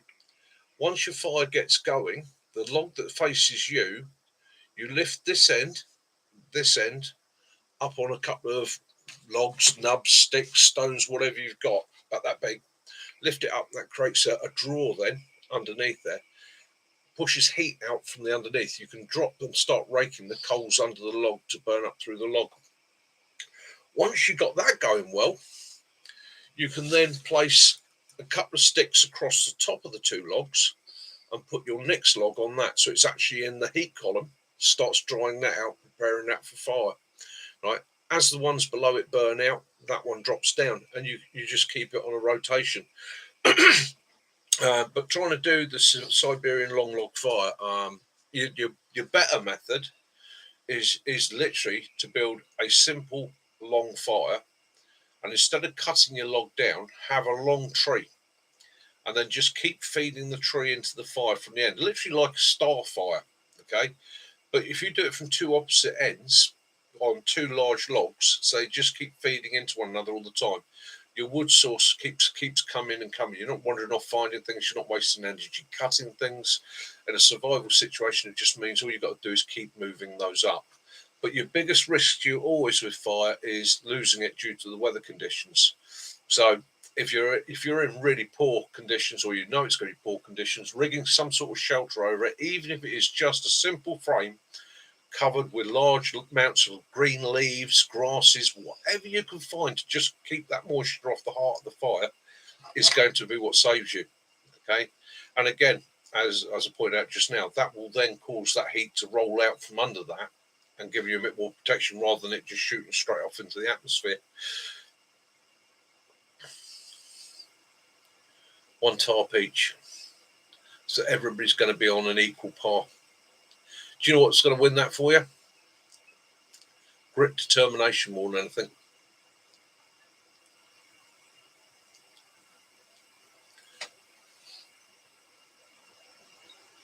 Yeah, that's it. Sticks. Exactly what I'm talking about. Yeah. Yeah. Well, you're talking about the traditional Siberian, which is, it depends on the wood. You've probably, yeah, it's a hard fire to get going. I've seen more fails than successes with it. And believe you me, after many attempts and spending time with people and working with indigenous groups, yeah, this system's what they tend to use. What a lot of people profess to be the Siberian long log fire, what they won't tell you is in Siberia, the timber that they're using, which is going to be dead pine, okay? And that pine's been stood for a long time. And the bits that they will use for their fires there are always the bottom 10 feet, okay, where all the fat wood is. They will literally take the bottom of the tree out for the fat wood, and that's what becomes the fire. Very smoky fire, but it works. And it's going to be rough, mate. That's going to be hellacious up there. Yeah, it's all mindset. Going into the grit and determination. You can do this, mate. I've seen your videos.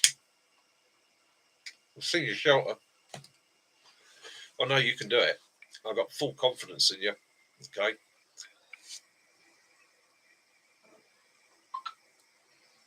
Oh yeah, yeah.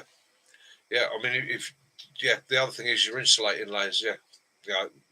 As Lee said there, you pile up enough leaves, you collect your insulating. Spend the time making yourself comfortable. Okay. Conifer. Go back to the basics. Pine leaves. That's the other thing is what environments you're going to be in. If he's going to be in broadleaf, or if he's going to be in pine, or if he's going to be out on the moors. If he's out on the moors, that's a real bugger. The other thing I will say to you out on the moors is try and find anything that protects you from the wind. And heather makes a nice bed. Okay, collect as much heather as you can. It makes a good insulator. It makes quite a comfortable bed. Also burns very easily. It makes very, very good tinder. Mate, I've got my fingers crossed for you. And anything I can do to help. And again, these guys here, Sundays, any questions you've got, throw them in. You've seen that there's lots of guys throwing up tips and ideas there. That's what it's all about. Woodland Challenge. Okay, yeah. Research, try ideas. Okay, try techniques. If you've got access to a bit of woodland, or you've got the ability to, practice your fire making skills. Practice building different types of fire, and find what works for you. What I'm suggesting is what works for me, and what I'm confident to do. You've got to find what works for you, and what techniques you prefer to use. Stephen Garrett, primitive skills. Primitive skills come into absolutely everything. But at the end of the day, bear in mind what I always say on when I'm teaching survival skills. It's great to have the primitive skills. Right? It's fantastic. They are worth having. I'm not knocking them at all. But trying to rub two damp sticks together in the middle of a British winter in a very wet woodland is a no-brainer. What you need is to have the ability. Always set yourselves the tools and the equipment to have the ability to do what you need to do. Personally, in the winter, all right, my minimum setup in the winter is a ferrocerium rod. In the summer, I love to play with flint and steel. Yeah, friction fires. I'm not a great fan of. It's just too much energy wasted for a survival situation. But again, it's worth learning. It's worth having the techniques. But personally, my go-to is either going to be a flint and steel if it's in the winter, or in the summer, sorry. Purely something because it's fun. You show off with it. People always go, ooh, and ah. It's great fun. But ferrocerium rods. Okay. Sticks can also look at Hang Tough's videos, because he does a lot of the. Yeah, like Derek is a great one. Derek does the friction fires, but again, for Derek's environment, he's in quite a dry environment. Yeah. So again, it's a great method for that. And it's, I will say, you've got to think of environment and where you are. So for pretty much probably best part of 2,000 years, our simple system in the UK was flint and steel, because we got a lot of flint. Once we learned how to produce charcloth and that, and how to make charwood, that was our go-to technique. Whereas you'll find other environments, no flint, but drier, harsher environments, go to friction. Not saying friction doesn't work in the UK, it does. It just takes a lot of work. You can have more than one source of making stuff. Yeah, you've got to give yourself the edge. Give yourself the just the edge. That's what you need. Rachel, how are you, mate? I hope you're all good. As she said, she's been sitting in the background just watching. Excellent. That's the way to do it. I spent many years as a doorman. That used to be my fun on a Friday, Saturday night. Stood at the back, people watching, and I just enjoyed. Yeah, old tinder boxes. Oh, you got no flint? No, they don't get. America has no flint. They've got chert, they've got shale, you've got jasper as well. I believe that works very, very well. Yeah, what we'll do, John, I'll pack a little bit of flint away for you when I send that kit over, so you'll get a bit of flint as well, if that's any help to you. If you want, mate, it's right in there. Quartz works, yes, yeah. There are many minerals that will work. And basically, all you're finding, all it is a simple system. Is the material you're using has a higher tensile strength than the steel. So basically, when you strike the two together, the stone files off tiny little bits of the iron, and the heat caused by that, and the size of the piece of iron causes it to oxidize and ignite in the air. Simple. Dakota fire pit, yeah, that'll work. Dakota fire pit work. The other thing is, John, is your water. Keep your water warm. Yeah. Remember, your water bottle is also a hot water bottle. So at night, when you're boiling up that last brew, put all your water that you can get into your boiling container. Boil the whole thing up, let it cool so it doesn't melt the plastic, because invariably they're going to be plastic these days. Tip it back in, use that to warm your bed space up with. You can use a Dakota fire pit for heat. It means getting over it, okay? But again, because you're making a fire at a low level, you're now putting yourself in a position where you can put your body over the rising air column. So the knack is there. It's not to make a huge fire in a Dakota fire pit. If you make a smaller fire, you can literally capture that heat as it's rising off it. Yeah, rocks as well. Yeah, anything you can warm up that will retain a bit of heat.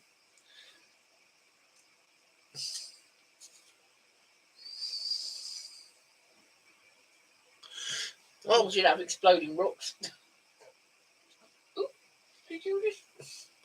Dakota fire pit works really, really well in severe environments. What you've got there, you're creating a fire that's not going to be bothered by the wind.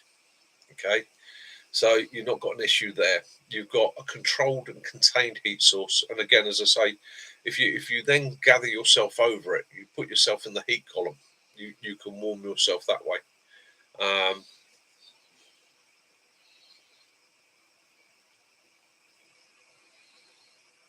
You had that real camp in Devon, didn't you? Any porous rock will explode. Any rock that can hold moisture will explode. In actual fact, my simple rule is all rocks will explode if they get enough heat shock. However, the technique is to put your rocks back from the fire or build your fire slowly, allow the heat to build slowly. But yeah, the round wash river rocks. Yeah, try not to use them.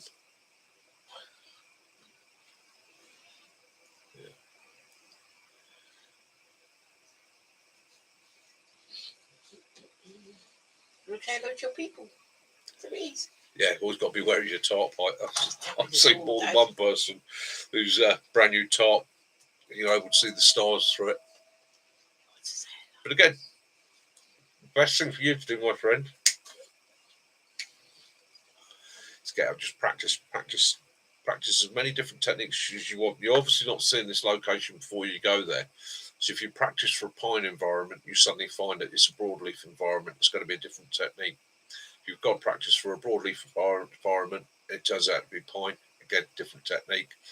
It could be semi-open. It could be very, very little deadwood on the ground. So pretty much go through as many different techniques as you can. And remember, small fire, better than no fire. Yeah, a water bottle, they don't mention that, do they? Matt was saying. No, hot water bottles. Yeah, hot water bottles, essential bit of kit. Yeah. Yeah. It's a simple thing, isn't it? It's going back to that simple rule. Go to bed cold, stay cold. Go to bed warm, stay warm. It's your sleep system is not going to warm your body. It's only going to trap your body's heat.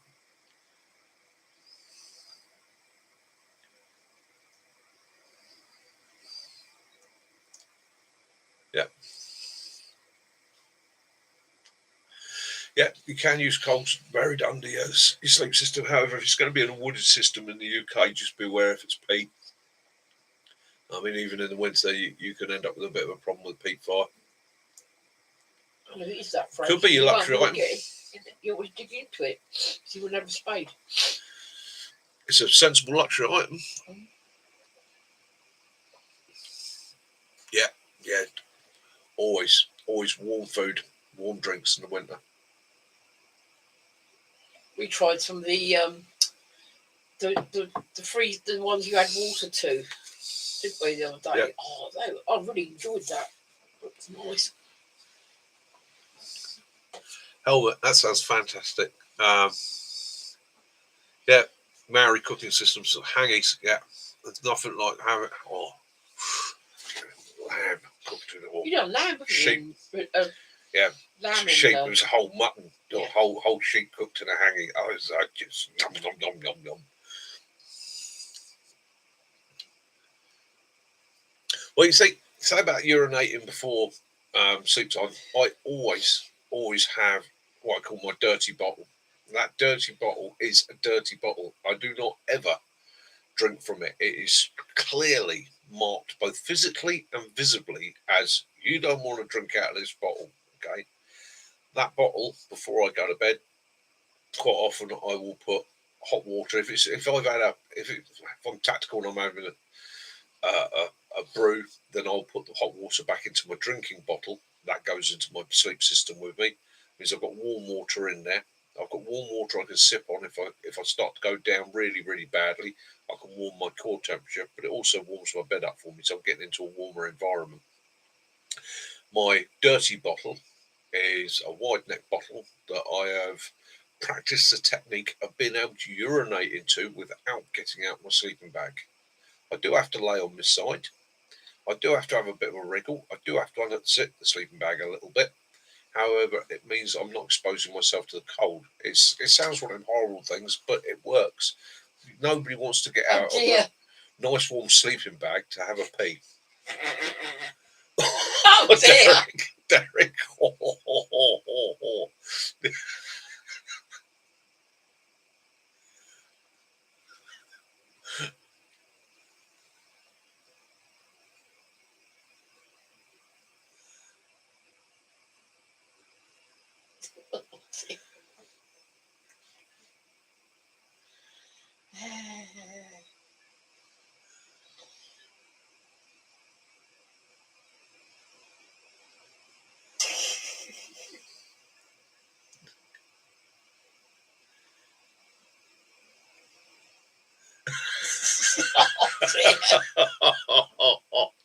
He's using a sleeping bag like a wetsuit.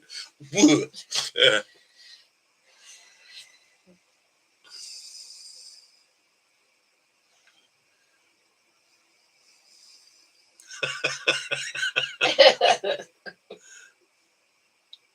Oh, yeah. Jason's mate, he'll be off to France again soon, shooting ball.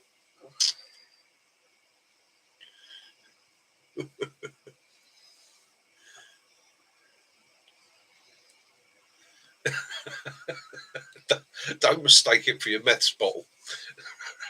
No.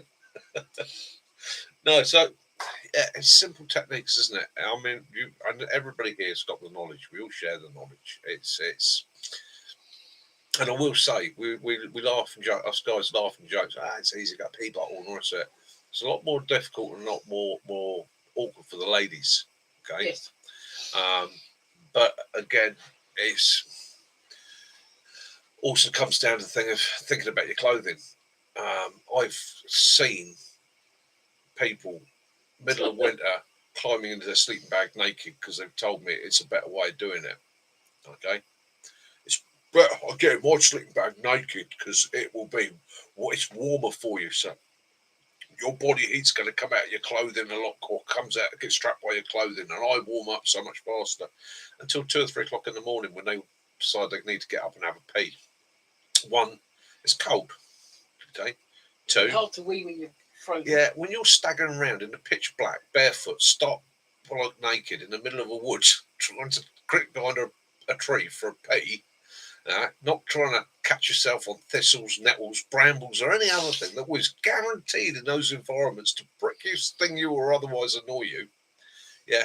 All I can say, Martin, is he's been your friend for years, so you should have known he's going to end up mad. So, yeah, my sleep system, merino wool, a set of good quality merino wool thermal underwear. Yeah, I'm always saying to people, don't have to spend a fortune, but I will say, especially if you're doing anything in the winter, a good set of merino wool. It's going to cost you a bit, but I tell you what, it's worth having. Right, merino wool. It retains heat when wet. Okay, it will still keep you warm even when it's soaked through. So if you've got it under your other layers and you suddenly find yourself soaking wet, it's going to protect you. It does not smell. Okay, you can wear merino wool thermal base layer for days and days and days and days on end, and it will never smell bad. Okay, so that's one thing I will say. Yeah, just merino wool, love it. Yeah, guaranteed. Yeah, don't use cotton. Cotton is your enemy in the winter. Great in the summer. I like these. I don't even know what they are. They're polyester. They're just a light t-shirt, breathable t-shirt. I use them as a base layer all the time, winter and summer. Again, I'll put a t-shirt on over this if I'm being very, very active. It allows my body to breathe.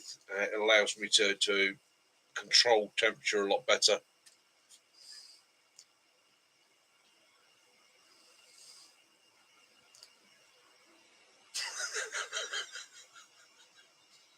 Yeah, good quality wool socks, wool beanie, anything.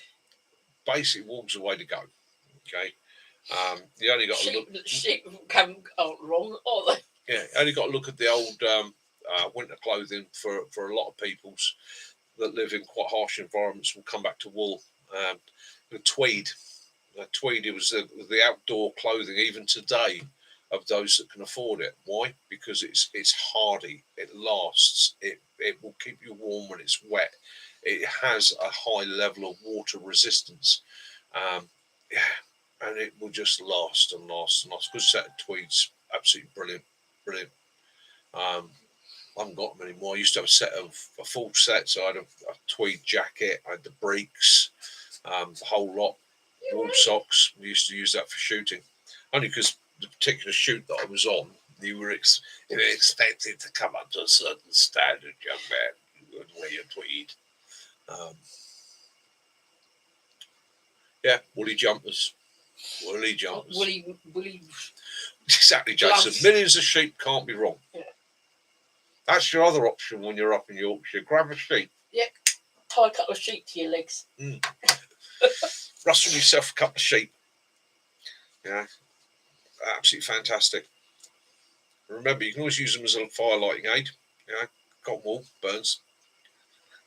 Cotton wool. It's not sheep wool. But again, sheep lanolin. Okay, that's another one. So you ever find yourself out somewhere and there are sheep and it's winter and you're starting to get windburn on your hands and your face, rub your hand in a sheep's wool.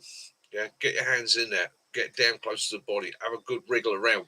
Want it to warm your fingers up for you, but when you come out, you'll find a fine layer of oil on them. It's lanolin. Work it into your hands, smear it on your face.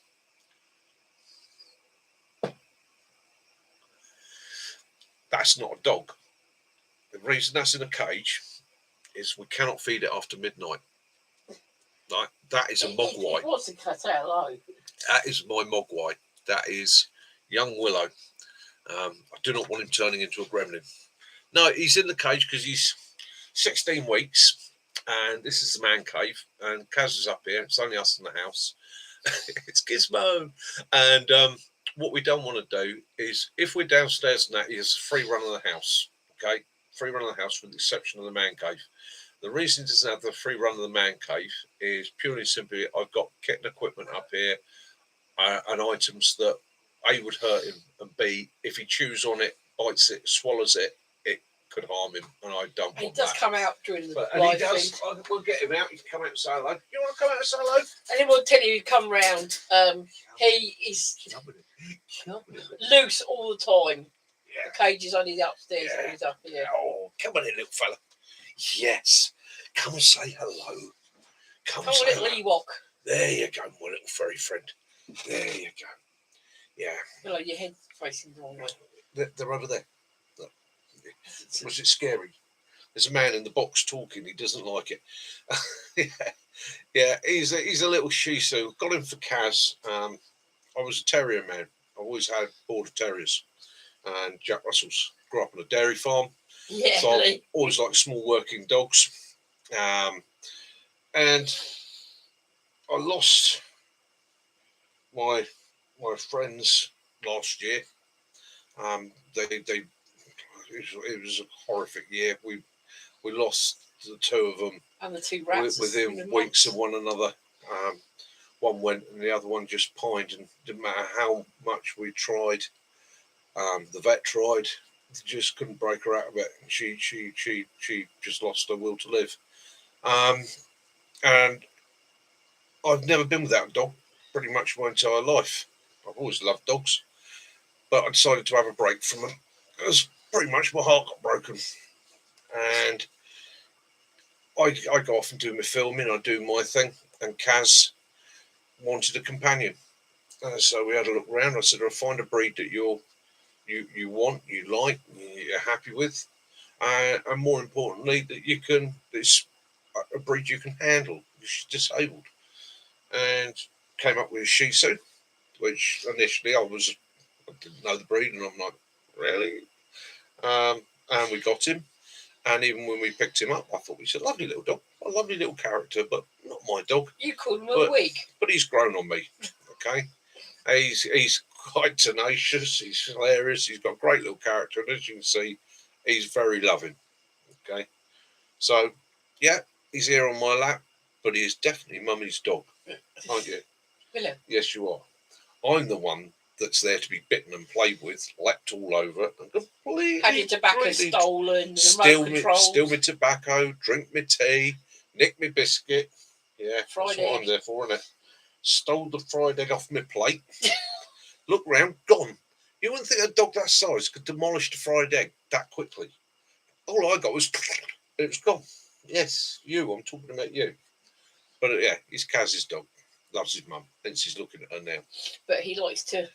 But yeah, he joins us because he wouldn't like being downstairs on his own. Yeah, and I wouldn't want to leave him down. Man cave's upstairs. It's a spare bedroom, and I wouldn't want to leave him downstairs on his own.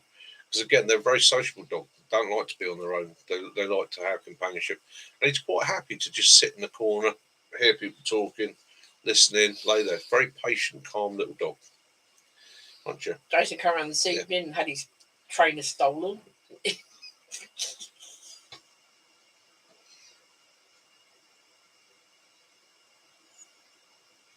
Yeah, that's the thing, isn't it? They do come into your life. And I say I'm not going to have another dog.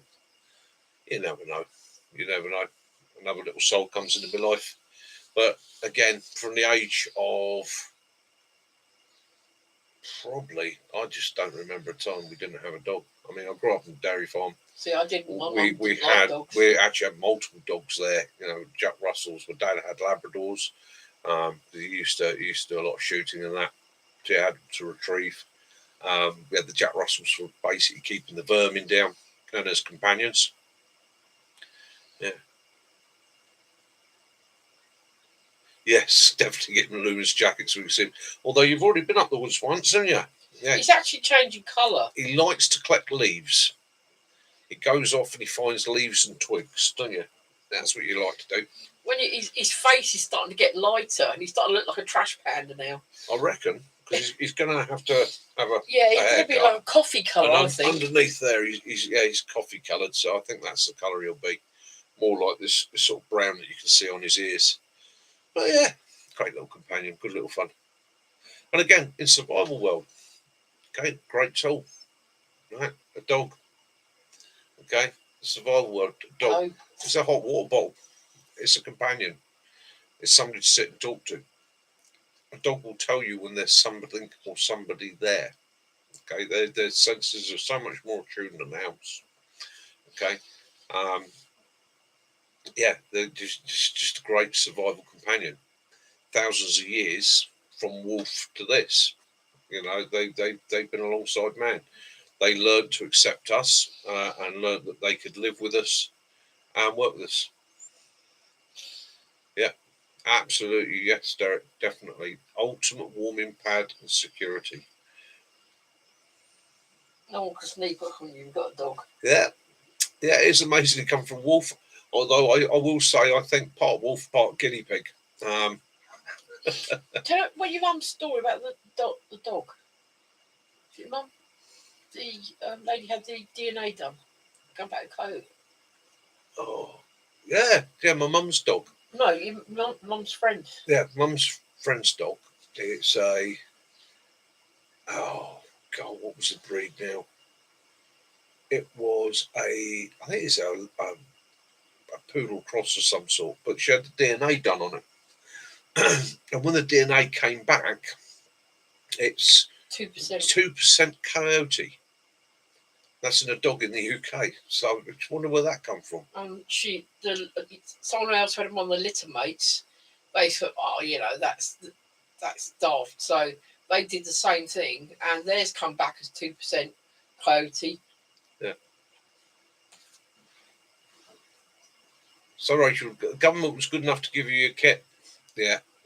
But take it you're ex-military then, or one of the emergency services. Yeah. Yeah, exactly that. You see plenty of military kit here. A lot of kit from my day, and I look at some of the newer kit as well. Been trying that.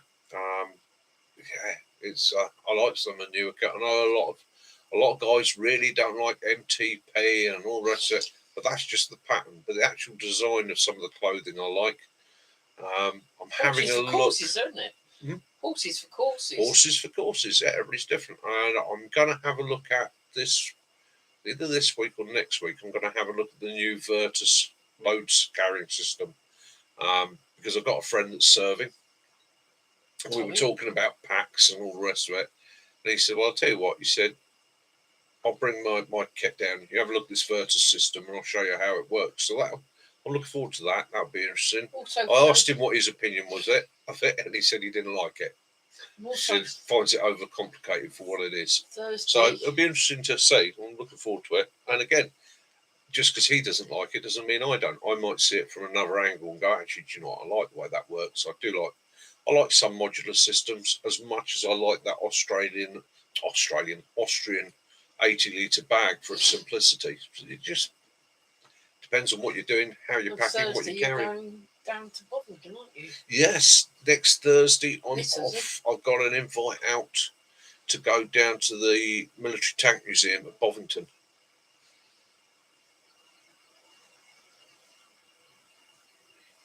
Yeah, well that's the thing, isn't it, John? It depends on the environment you're in. The every camo really doesn't. There is no such thing as a universal camo. They've tried it over the years.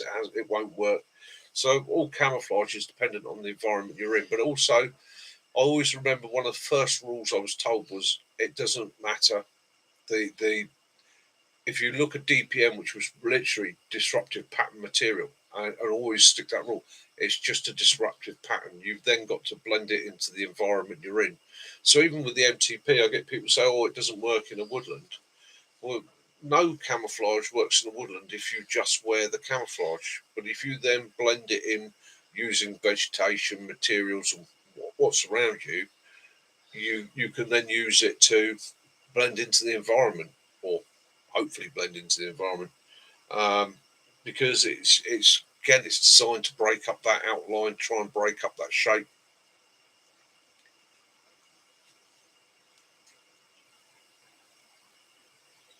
Where are we?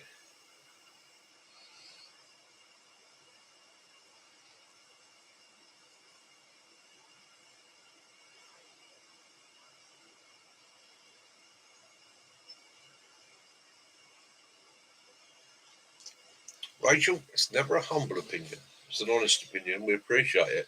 And again, it's what works for you, isn't it? It's I mean, I've got a combination of it. In fact, some days I've had a couple of my mates that are serving. They're like, "What the are you wearing?" I've got like MTP bottoms on, a DPM top on. They're like, "What the hell do you look like?" I'm like, "Doesn't matter. Doesn't matter. I'm not wearing it as a uniform. I'm just wearing it, A, because it's comfortable, 2, because it's working for me."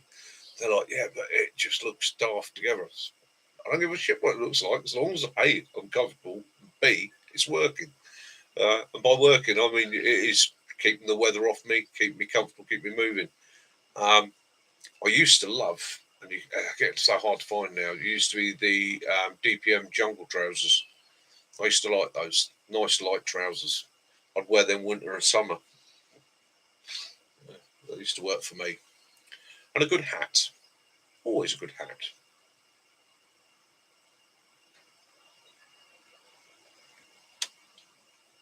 That's the trouble. You store things, the trouble, isn't it, Lee? Yeah. I've had that in my shed, haven't I? Yeah. Yes, went out to get some tops because I had some tops stored in there. Got out there, and the little buggers have munched them. That's it, John. Yeah, I'm just wearing it to piss you off. Yeah. Is it bugging you? Yeah. Well, let's face it. The truth of the matter is, quite reality with the civilian world is, why do you wear it? You wear it because it's functional, because it's comfortable, because it's warm, because it's doing the job you need it to do.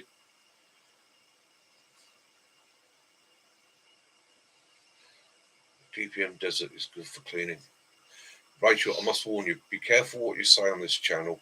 Some of these old boys here will make completely inappropriate comments about what they're imagining you doing the housework in your desert DPM. Yeah. There's all unnecessary. A couple of these guys now, you just set their blood pressure up. It doesn't help them.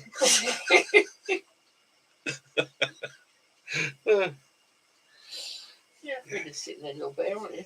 Yeah. It's back.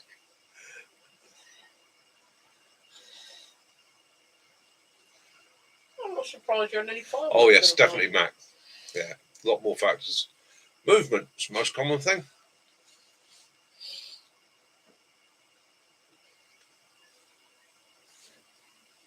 I got it in one of the videos the other week about the deer. Well, a couple of months ago now, the deer up in the woods. Yeah. About 10 feet from a deer. And deer was completely oblivious to me being there, purely simply because the way I was moving. And the fact that once I clocked the deer, I stopped moving. But if you ever want a prime example of camouflage and concealment, watch a deer walk through a woods. and watch how they have the ability to become completely emotionless with their environment around them. But if you watch, they're never completely emotionless. What they'll do is they'll move as things are moving around them. Okay, they instinctively, if that bush is just moving a little bit, the deer will be moving with it. They're absolutely fantastic to study and watch. Matt, do you wear the DPM boxes to do your painting and decorating as well?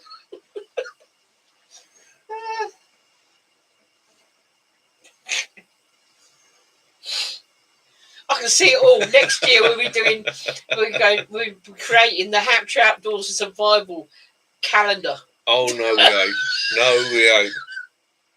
There's or a book, 101 Things to Do with DPM. There is nobody, no matter their sexuality on this planet, or how desperate they are, want to see me and Mac in a calendar.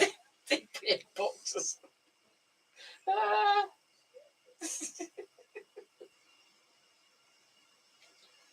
Whoa! Watching these comments on it. I think Rachel's going to become our new pin-up. It's Lisa, you're December in the snow. 1,000 subs calendar. Yeah. Oh.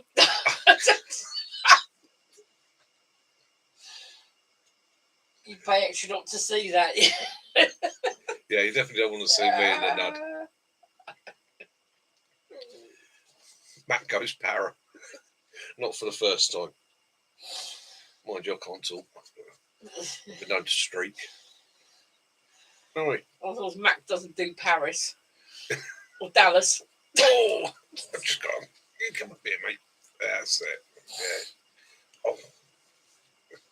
Watch where I put my hand on the right door. Yes, you have got the right way out, haven't you? So you sit down. Yes, Sticks, this is what it normally ends up. Yeah, it is. This is how it generates at the end of the evening, you know. Yeah, you have information. Yeah. Mickey taking. Yes. It's camouflage, man, Keith, man. Oh, oh, no. No. Oh, dear. Oh, dear. That feeling, Derek, just your belly to be. Oh, sorry, little pup. Don't make a bit of noise there. Don't make you jump. Yeah. Yeah. Oh, yeah. Yes. Oh, dear. There we go. There you go. It's great that our humour can cross the thousands of miles from America to the UK to all over. Now, gentlemen. Oh dear. Rachel, if any time you find this is a bit much, or any of the ladies on the channel ever find the comments get a bit too much, just let us know, okay? Because Kazia will still very quickly, right, take these men in hand and draw them to order. Yes. I'm not Miss Whiplash, you know. Yeah, not quite how I meant it to come out, but yeah. It's only because of time change. Yeah, very true. Yeah, it's that been hour. International beer belly competition. Hey, I'm allowed to have a beer belly. Yeah, it ain't gonna be long. We're gonna be 60, isn't it? Yeah, it is, isn't it, mate? Yeah. All three of us. Yeah. Mac, you and me. Yeah. I take pleasure in the fact that I've reached a point in my life where I'm fit enough to do the things I need to do, and I'm comfortable enough in this old body not to care what anybody else thinks. Full moon! As long as it's not a total eclipse. Yes, Martin. Full moon! Yes. Half moon. Full moon. So I've got to find that. I've got a picture of Martin from he must have been about 20. Yeah, God. In a blue suit. Yeah. Oh, they were the days. They were the days. God. We had good music then as well, didn't Yeah, we? we did. Yeah, we did have good music. Yeah. Oh yeah, we used to have some fun. Yeah, launching fireworks at one another. Sitting up at Old Merrow Street after staggering back from the pub, middle of the woods, sat there watching a UFO for about 2 hours, then realising it's actually a street lamp through the trees. But yeah, you did. Oh, so you've had your badgers and your deer again, Mac. He's saying they're out in his garden. Excellent, excellent. Well, you know what the badgers would be after? They'd be after the worms and they'd think that any of the other residents have They put just outside. don't growl at them. Yeah. Yeah. Bring it, you did. Do you want your puppy for a cuddle? Yeah. Come on then, Tootsie Boots. There you go, little fella. Hello. You go see your mum. Hello. Now he's happy. No. Yeah, so hopefully you like the skit. Like I say, it was purely simple. That was me getting back at that bleeding advert that's been bugging the tits out of me for the last 2 weeks. Every time I go on YouTube, it's I don't know if you've all seen it, but it's this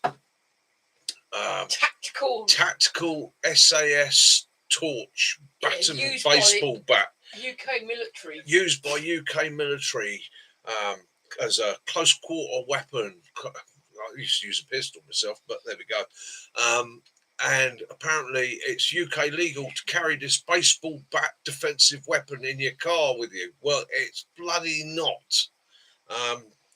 Any of you ever think of getting one of those? By all means, by all means, get one. Yeah, but for Christ's sake, keep it in the boot of the car or keep it in the bag, because yeah, as Mac may well know, when you go back to the old 6-cell mag lights, yeah, there became quite an issue with those, because although it was just a long maglite torch, it actually got banned within the security industry for being a weapon, because that's what guys were carrying it for. They were carrying it not as an offensive weapon, but a defensive weapon. Which under UK law, even a defensive weapon is going equipped, and therefore criminal offence. All right. It's like, yeah, it's a lot more to tell you, aren't there? Different things. Oh, this person giving you. Rachel, you didn't like the desert kit. That was the only kit you got rid of. Yeah, I was never that keen on desert kit. It's You like the boots in the summer, didn't you? the boots. Yeah, boots are about the only good bit.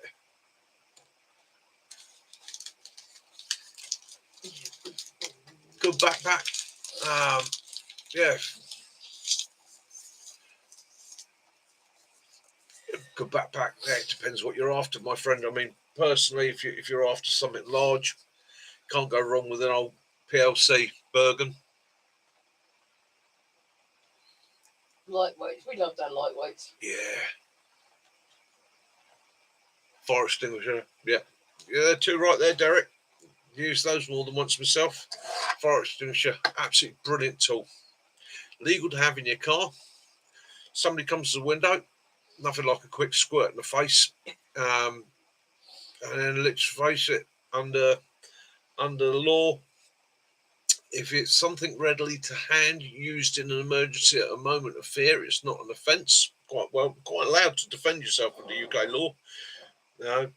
So if you grab the fire extinguisher from the mount between the seats and just fired it out the window, I can guarantee you a good puff of that plastic powder that knocks the wind out of most people. Yeah, not how to use fists, mate. Got to use open hands.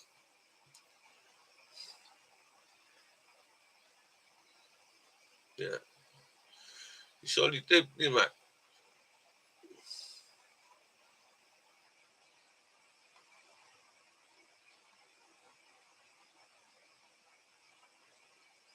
No, that's the Austrian 80-litre bag, mate. For a beginner bag, for a simple, effective bag. I used it this week. Carried it out, all my kit in it. one of the nice things with it, because it has no frame, short on space, it packs away to next to nothing. But yeah, it is what it is. It's just a big 80-litre bag. What's that one from Surplus and Lost? That was from Surplus and Lost. They are 20, to be exact. 24, they are isn't it? 22 quid, and they are £7 postage. They've got them in stock at the moment. Yeah, sticks. If you go to Surplus and Lost, they do quite a lot of sort of really tactical little bits and pieces at really good prices, don't they? And their delivery is really quite. Yeah, you're lucky over there, John. Yeah, basically it is. It's very similar to the Alice pack without the frame. Yeah, you know, it's one of the nice things with it is, and I'm not a frame fan, I'm afraid. I mean, I know a lot of people love a frame on a bag. I don't. It's I have a couple of issues with my back and that, which is probably why I find it uncomfortable to have something rigid on my back. That I find if you pack it, it's down to how you pack it. It's how it's carried. Yeah, Patrol pack. That's another. You pick those up cheap enough. They're brilliant pack. Yeah, yeah. That's exactly it, Rachel. Yeah.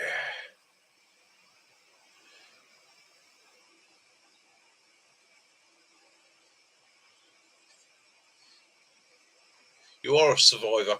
Exactly that.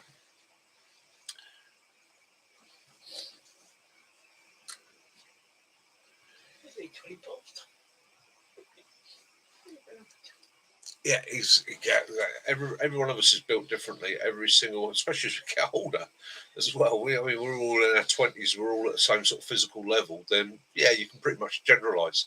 But as we travel through life, different aches, pains, breaks, twists, sprains, burns, buggerances, they all come up to tell their tales.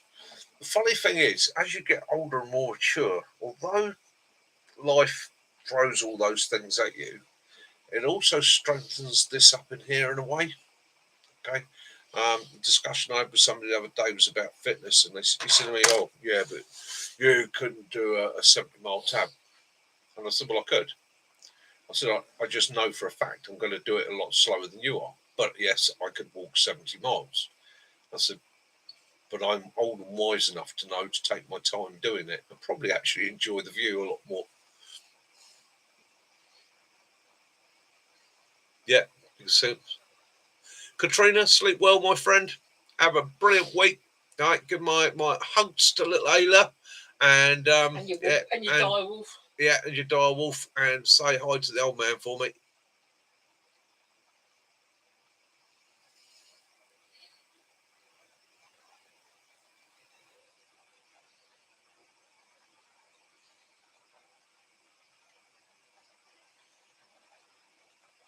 Actually tiddling down out there again.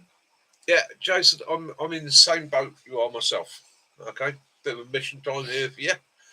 I am surviving on a very low income because all I get is a carer's allowance. Okay, so I retired from MOD service to care for cats, and I get a carer's allowance. That's it. I get absolutely the bare minimum. I'm not old enough to get my full pension, and yeah, so basically I get that, but I manage. Now, what you have to do, you have to shop around, you have to look for the deals and the bargains. Unlike myself, you save for a few months until you've got enough to manage by. There's a lot of people saying to me, "Oh, you got a lot of kit." Yeah, I do have a lot of kit. To collect a lot of kit. I've been collecting this kit up over the last 35 years of my life. And a lot of this kit, some of this kit was issued to me. Okay. Some of this kit was kit that I had issued to me, and I took care of it. I've looked after it, and it still stands me in good stead now. You know, so it's a case of, you know, as Rachel was saying, you know, if it gets given to you in service, hang on to it. Okay. somebody said to me the other day, oh, how's the business going? Well, I don't run a business. Oh, well, you give talks on bushcraft and survival. No, I don't charge for that. I don't get paid a penny for it. Right? All the talks I give on bushcraft and survival are actually to say thank you to the guys that allow me to use the woods. They get their clients come in who want to do, say, an expedition to Africa. So they use my skills and abilities from what I've learned over the years, traveling all around the world, learning the skills, to give them advice, teach them some basic emergency drills and skills to help them out. And same thing with the scouts. I don't get paid to go and give talks to the scouts. I do it because it's my way of giving back. These are the young people that are going to be the future of what we do for fun. And I've had this simple attitude there. If I talk to 50 scouts and I can inspire one of them to enjoy the countryside and the outdoors in the way that I do, then job done. But I'll be honest with you, my income is absolutely bare minimum. But again, it doesn't bother me. I make do, I save, and in some ways, that little bit of a struggle and that little bit of a saving up for something makes it all the better. Yeah, it makes it all the more of an achievement once I've got it. It makes it a bit more special. You're 2 hours and 22 minutes then.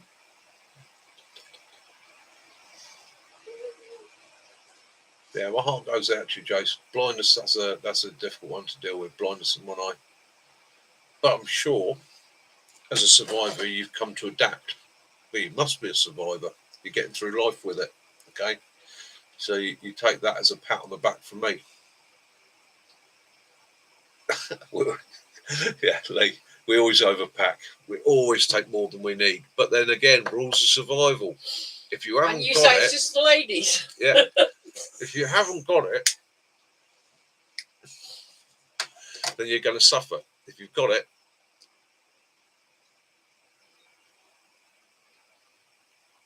That's very nice of you to say, Harry. Yeah. Thank you very much, Harry. The secret is, Harry, we've all got the skills and abilities. We all know inside, deep down in your heart, it's there. It's in you. Okay. A lot of us are slightly broken, and it's. I understand that one, Jason. I know you're feeling there, mate.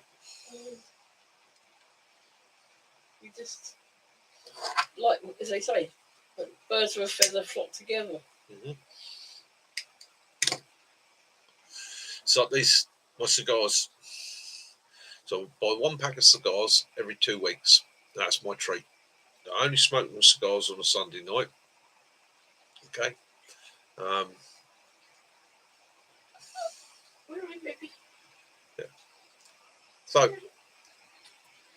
Jason, send me an email if you can, drewmitch@gmail.com, and we'll get together and have a chat. You're not that far away from us. We are all survivors here. Everybody here, we are all survivors. We all have problems. We all have issues. Okay, we all come together.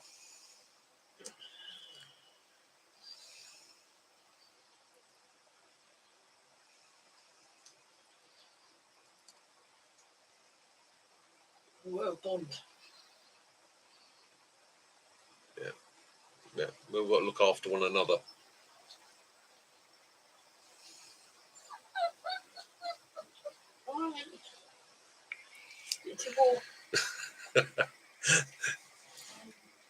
Jace, that's exactly it. That's Rachel's attitude, and that's the attitude to have. Okay, still here. Okay, there you go. You got to. We come together in this life. We all have difficulties. Everybody here has their issues, their difficulties, their problems in life. But we meet up here on a Sunday night. Okay, we adapt. It's just great minds think alike. So we adapt and we overcome. We do. We get together. We chat. We try and help one another. We try and advise. We look out for one another. Yeah. We listen to one another if people want to talk. And if people don't want to talk, they just want to listen. Or if they just want to talk rot. Okay. One thing I will give you with this channel is this: I accept dark humour. I accept giggles. I accept laughs. I accept Mickey taking. Okay. Don't do too much politics. In fact, we don't do any politics. It just causes aggro. Don't do much in the way of religion. I've been open and honest with you guys. Don't do politics.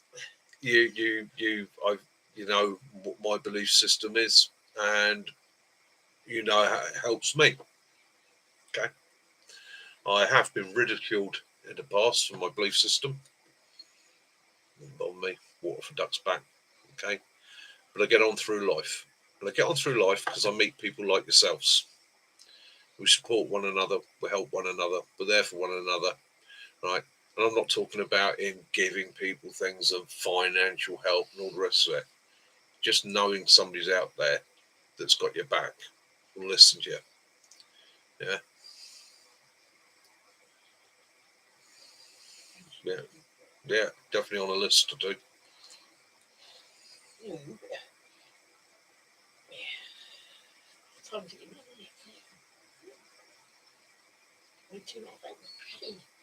No, you're not depressing anyone, Jason. Not depressing anyone. You know, you're opening your heart, my friend. And in opening your heart, everybody here will tell you. It's not, you want to open your heart? Open your heart. It's a safe space. My channel is a safe space for anybody. I will never turn away a cry for help. Okay. I'm not always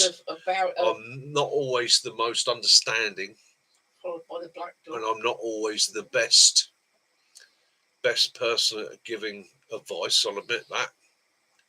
But one thing I've learned in life is occasionally you need to know you are part of something. Okay, even if it's just part of this community, you are part of something. You've got friends here. And this is the amazing thing about it. This is the thing I love about it. You've got friends here from all over the world. Okay? You've got friends here from all over the world, not just in the UK. And it doesn't matter where I speak to people in the world. And I get emails all week long, don't I? Yeah. People and that. You know, we all have the same issues, the same dramas. Don't ever loathe yourself. Yeah, the ones who hurt the most find it hardest to talk. Okay? It's the strong ones that suffer the most. Depression is depression is the illness of the strong.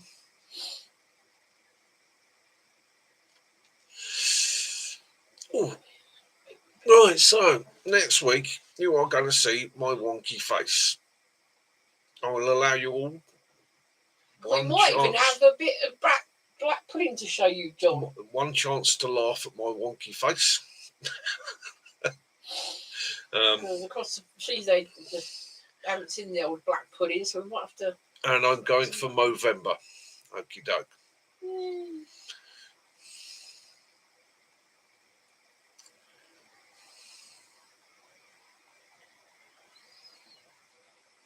Hey, Sticks, you're more than welcome, my friend. Come on the journey. I'm looking forward to seeing your channel grow. Same with Benny's. Looking forward to seeing you all grow, guys. Yeah. And again, we're all part of the same community. We can bounce off one another. Okay. The plan is for next year to go to different parts of the UK. Sadly, we can't do. Well, you're going to go to America as well, and meet up with people and just have even like just a weekend. Yeah, Derek, Movember. So it's a thing in the UK. Every November, basically, guys will try and grow a moustache. Quite ornate ones sometimes, and that. And it's done for cancer, men's cancer. It's to support.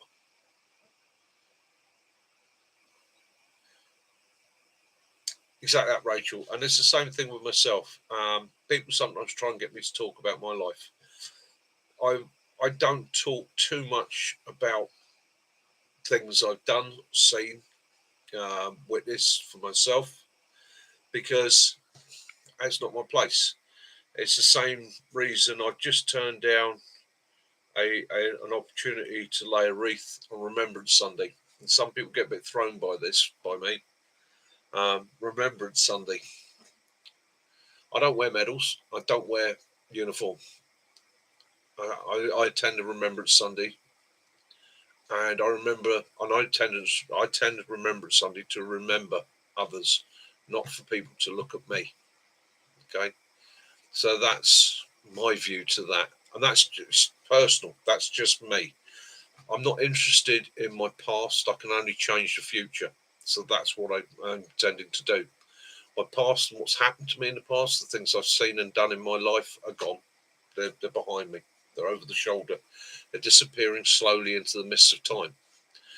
The only things I can change and alter and make my own is the future. Tomorrow, the day after, the day after, and the day after. You choose your path. And that's what I focus on now. I choose my path. I take my path. If I get up, then that's my doing. But at the end of the day, I'll just move on from that. And that's how I get by. Yeah, I've heard that. It's so many things that Stonehenge is supposed to be.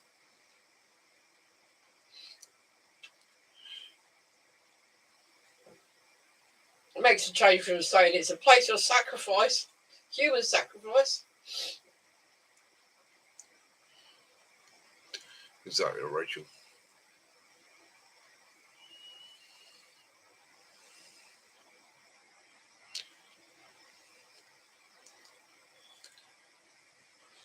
So John's going to another surplus.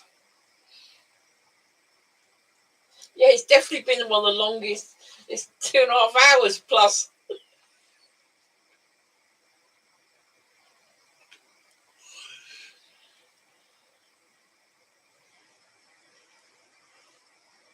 Not a problem, Rachel. Not a problem. Not a problem.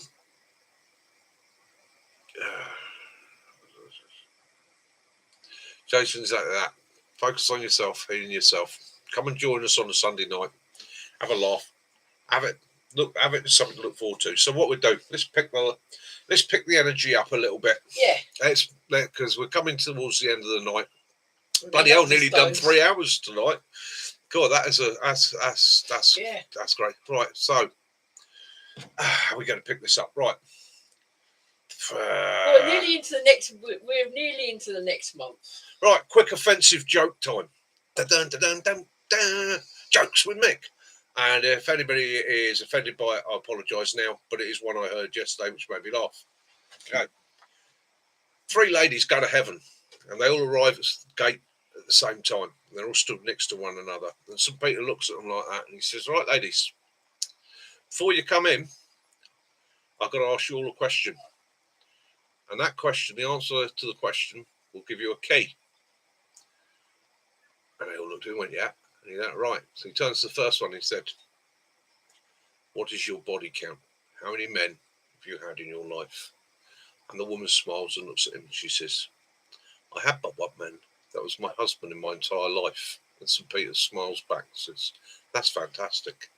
I'm going to give you the gold key. He gives her the gold key. He turns to the next woman and he says, and how many men have you had in your life? And she looks at him and she says, but I'm a virgin. I've never known a man in my entire life.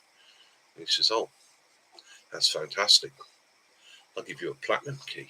You may enter, take the platinum key.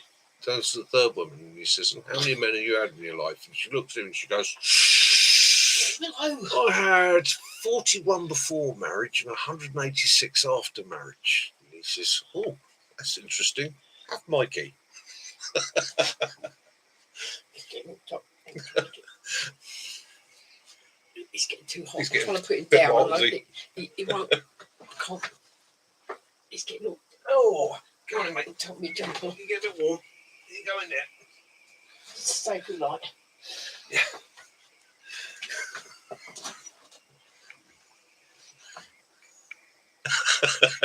Derek.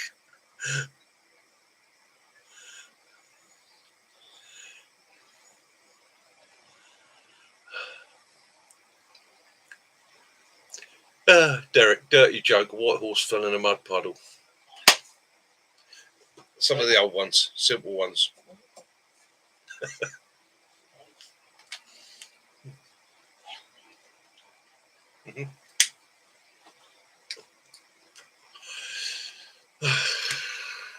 Dad jokes. Any more dad jokes? Come on, give us some dad jokes.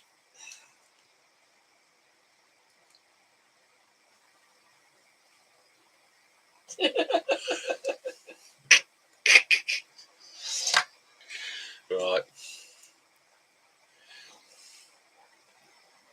Why the long face?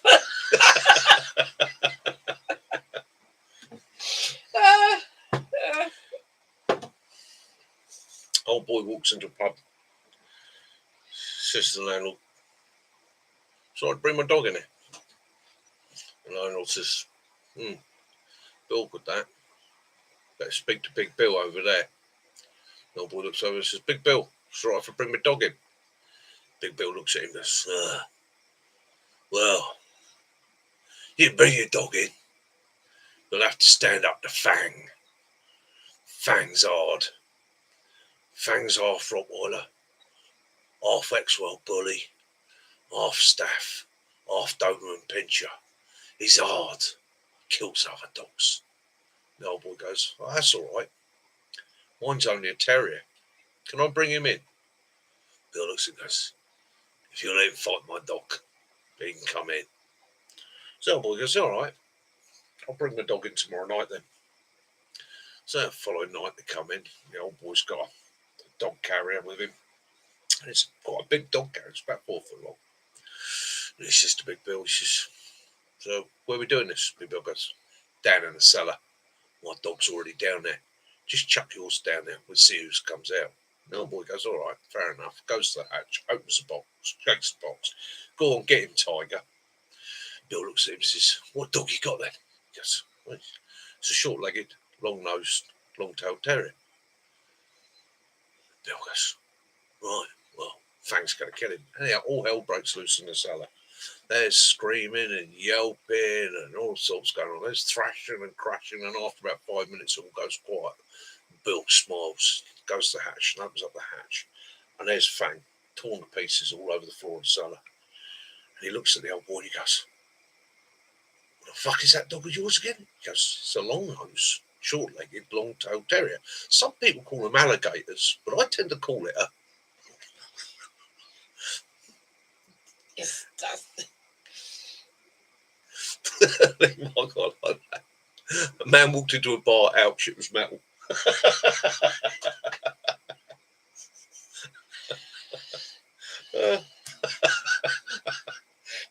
Simple, gotta love it. Anyhow, homework for this week is come back with your best, worst, squaddy, army type survival joke. Yeah, in fact, next week, bring me your jokes. Bring me your jokes next week. Come on, we'll pick the atmosphere up. We'll have a jolly next week. Yeah, jolly week next week. Yeah. For those of you that have never been in the British Army, a jolly. All right. All rules are off. Okay. Bring the funnies.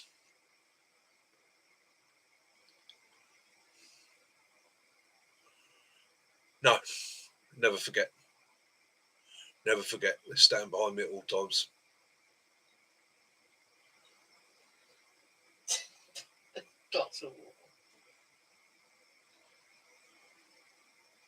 Yeah. Yeah.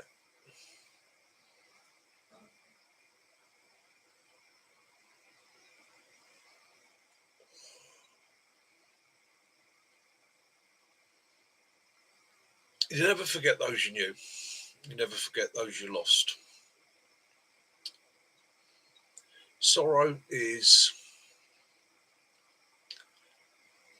and the missing of people is always there with you. The only thing I can say is with time, it gets a little bit easier and the pain lessens and you find yourself smiling and laughing at the good times and the happier times more and more and more. And those memories become treasures. That's what happens, Rachel. lead a horse to water, but pencil must be led. Stanley and Oliver Hardy. Brilliant save.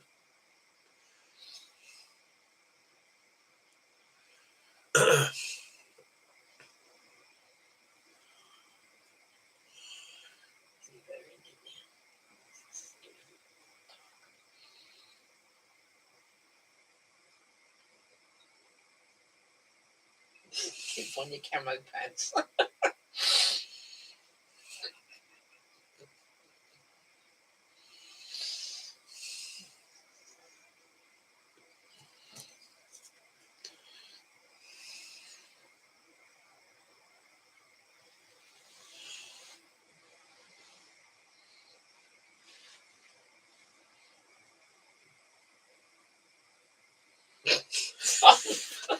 Derek. Classic Derek.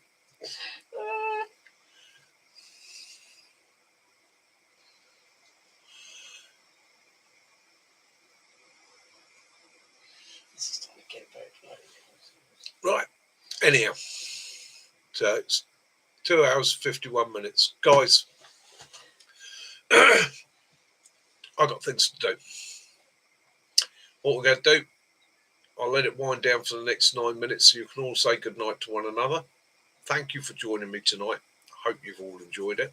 I hope for those of you that needed a little bit of a moment, it's worked for you.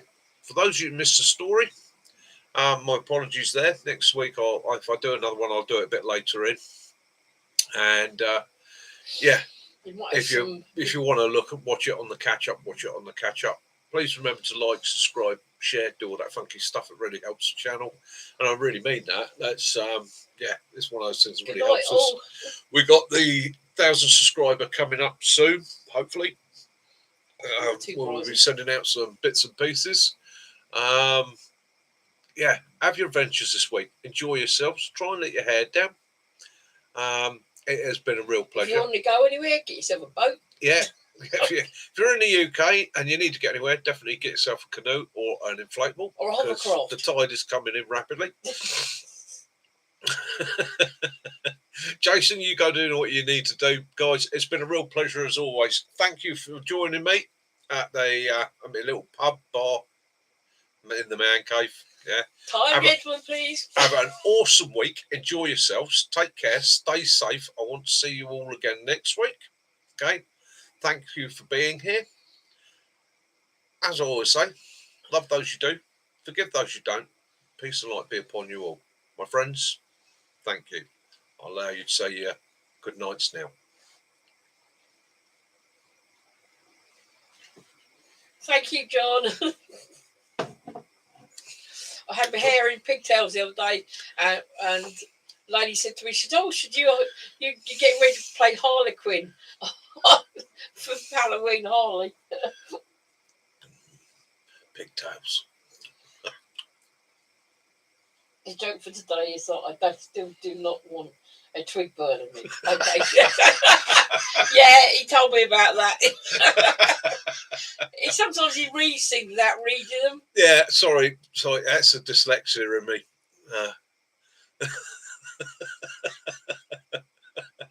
That's my secret, John. Yeah, I do apologise for that, Rachel. That's like I say, I'm a bit dyslexic. It was, I was sort of skipping through them, and it was like, in, and a dyslexia trigged in. Yeah, not a problem. And thank you very much, respect for getting back to me and saying that you're all right for that. Not a problem. Thank you, Lee. See you soon. Lee, take care, mate. Have a good week. Rachel, have a good week. Stay safe, my love. Enjoy yourself. Have fun. Keep smiling. You know where we are. Okay, look forward to seeing you again next Sunday. It's a real pleasure having you on the chat.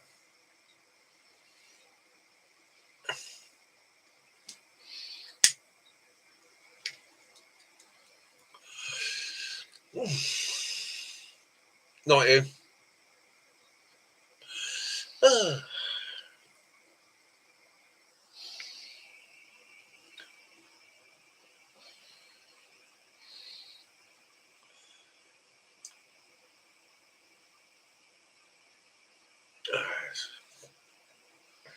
Wind down and Take little one downstairs.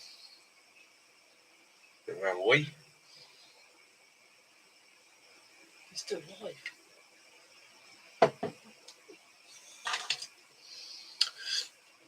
Oh, right. I think there's not a lot going on there, so I will say at this point, good night all. Good night. Good night. God bless. Stay safe. Be good. Love you all. Nicky out. I thought I heard it was